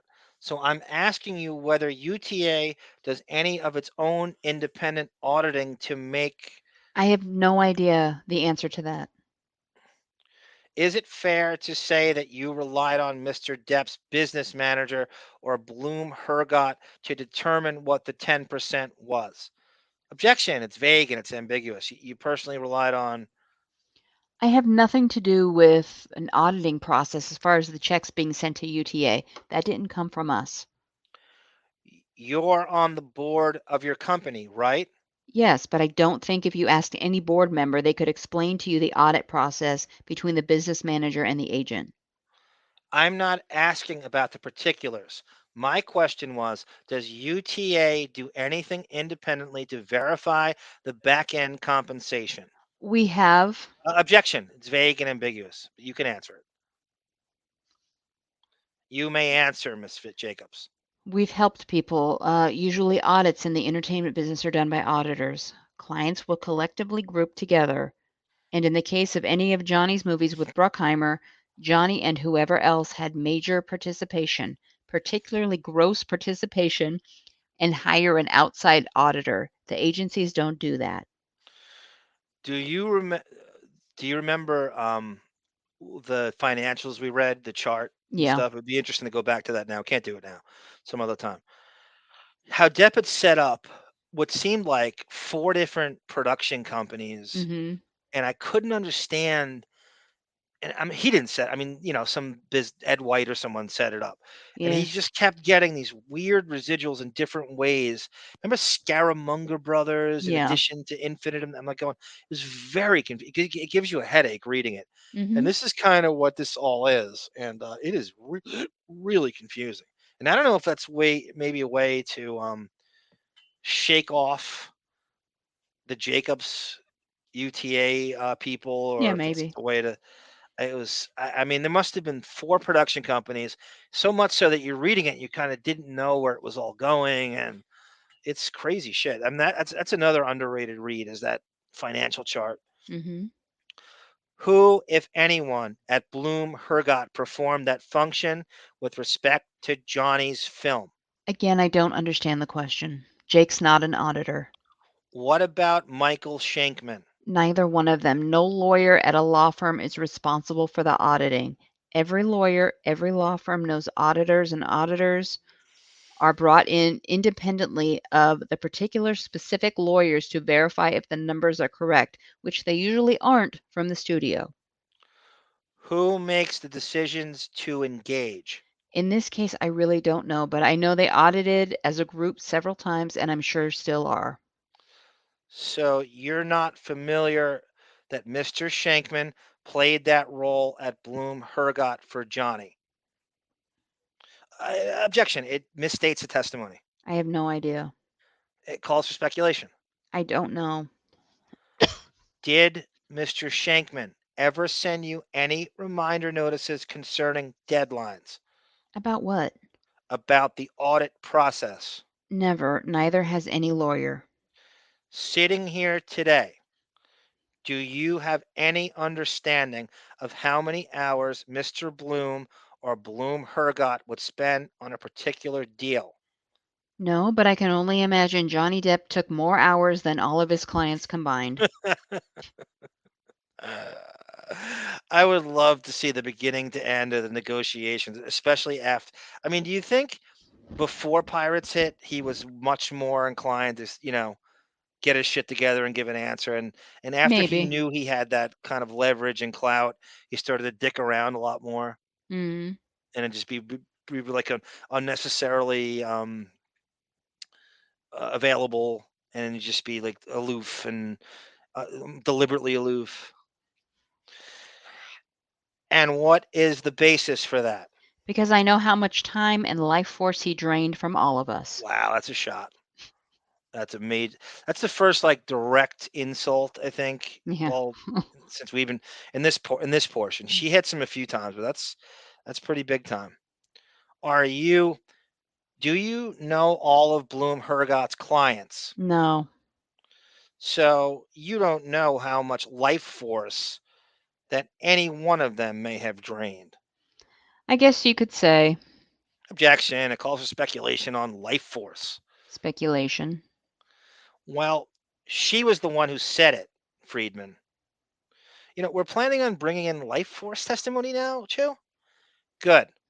You're going to need it then. Ooh, look at Chew. After this testimony. I like when Chew gets feisty. He did it a few Yeah. times during the trial. You don't want to fuck with that guy because he's I think you underestimate because he's got the kind face but he can be a killer when he has to. Mm-hmm. And he knows when he's being spoken down to. You said after this testimony, right? Yeah. Jedi, do you have any idea how long it would take to modify a perk list for a particular film? I love this. No idea. Objection, asked and answered. Miss Jacobs, you testified earlier about some of the payouts to the advisors made pursuant to Tryon loan. Sitting here today, do you know whether Mr. Bloom ever discussed that with his client? I have no idea. Do you have any idea what, if any, disclosures Mr. Bloom may have made to Mr. Depp about Tryon loan? That sounds like the same first question you asked me, and my answer is going to be the same. I don't know. I would assume so, but I don't know. Do you know what role, if any, the law firm of Gibson Dunn played in that transaction? No. Do you know who was supposed to be representing Mr. Depp in that transaction? Objection. Calls for legal conclusion, calls for speculation. Nope. Okay. Now, we can go through film by film, but generically speaking, strike that. When you said you involved Jake at the inception of the negotiations, who did what? You're going to have to give me a more specific question. I think, again, I've explained that in several different questions you've asked, which is I would procure the job because it's against the law for a lawyer to do that, and I would then immediately get in touch with Jake Bloom and start a conversation about the structure and strategy about how to do the deal best. And then the studio would send the draft deal, correct? No, the studio would not immediately send a draft. That's the last thing you get. Okay.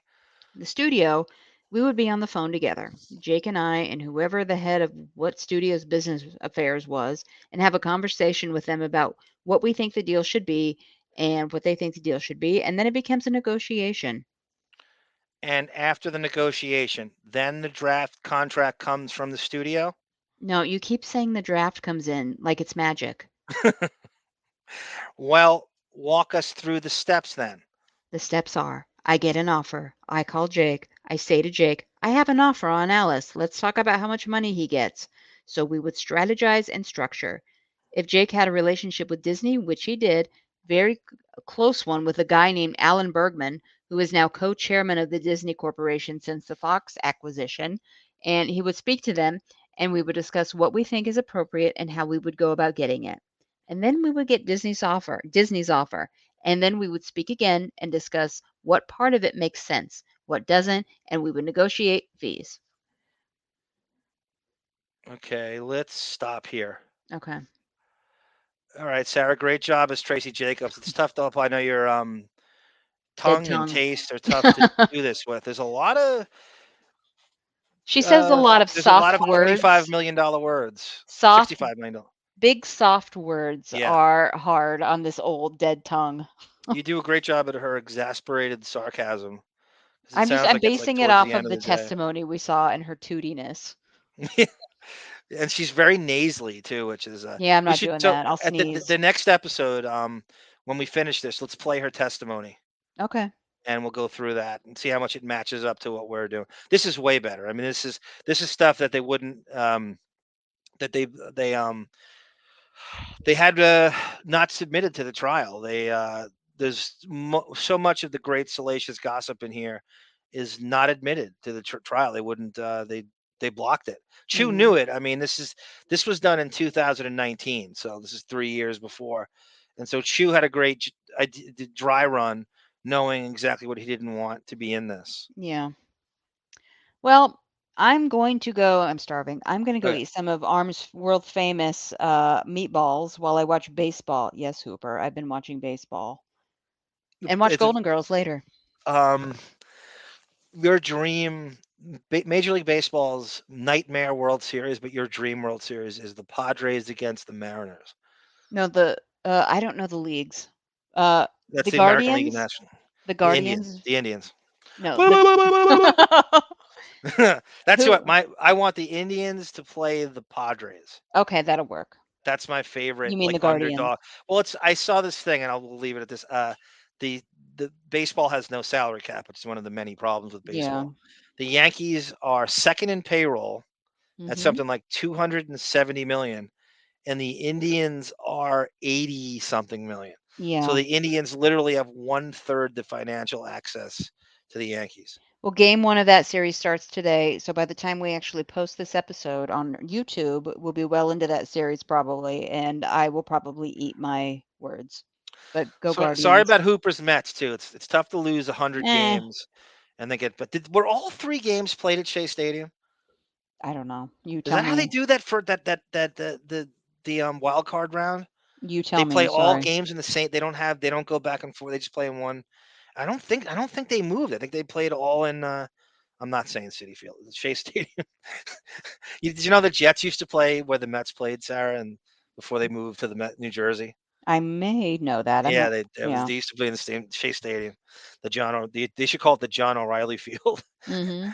Anyway, this is Arm for Sarah saying, "No time is a good time for goodbye." Goodbye. Love you all. Check the Patreon, patreon.com/wino forever. Please feel free to drop a super chat during one of our live shows. If it's a recorded show like this one is, there is an option that says super thanks under the video information on YouTube. Love you all. Thank you.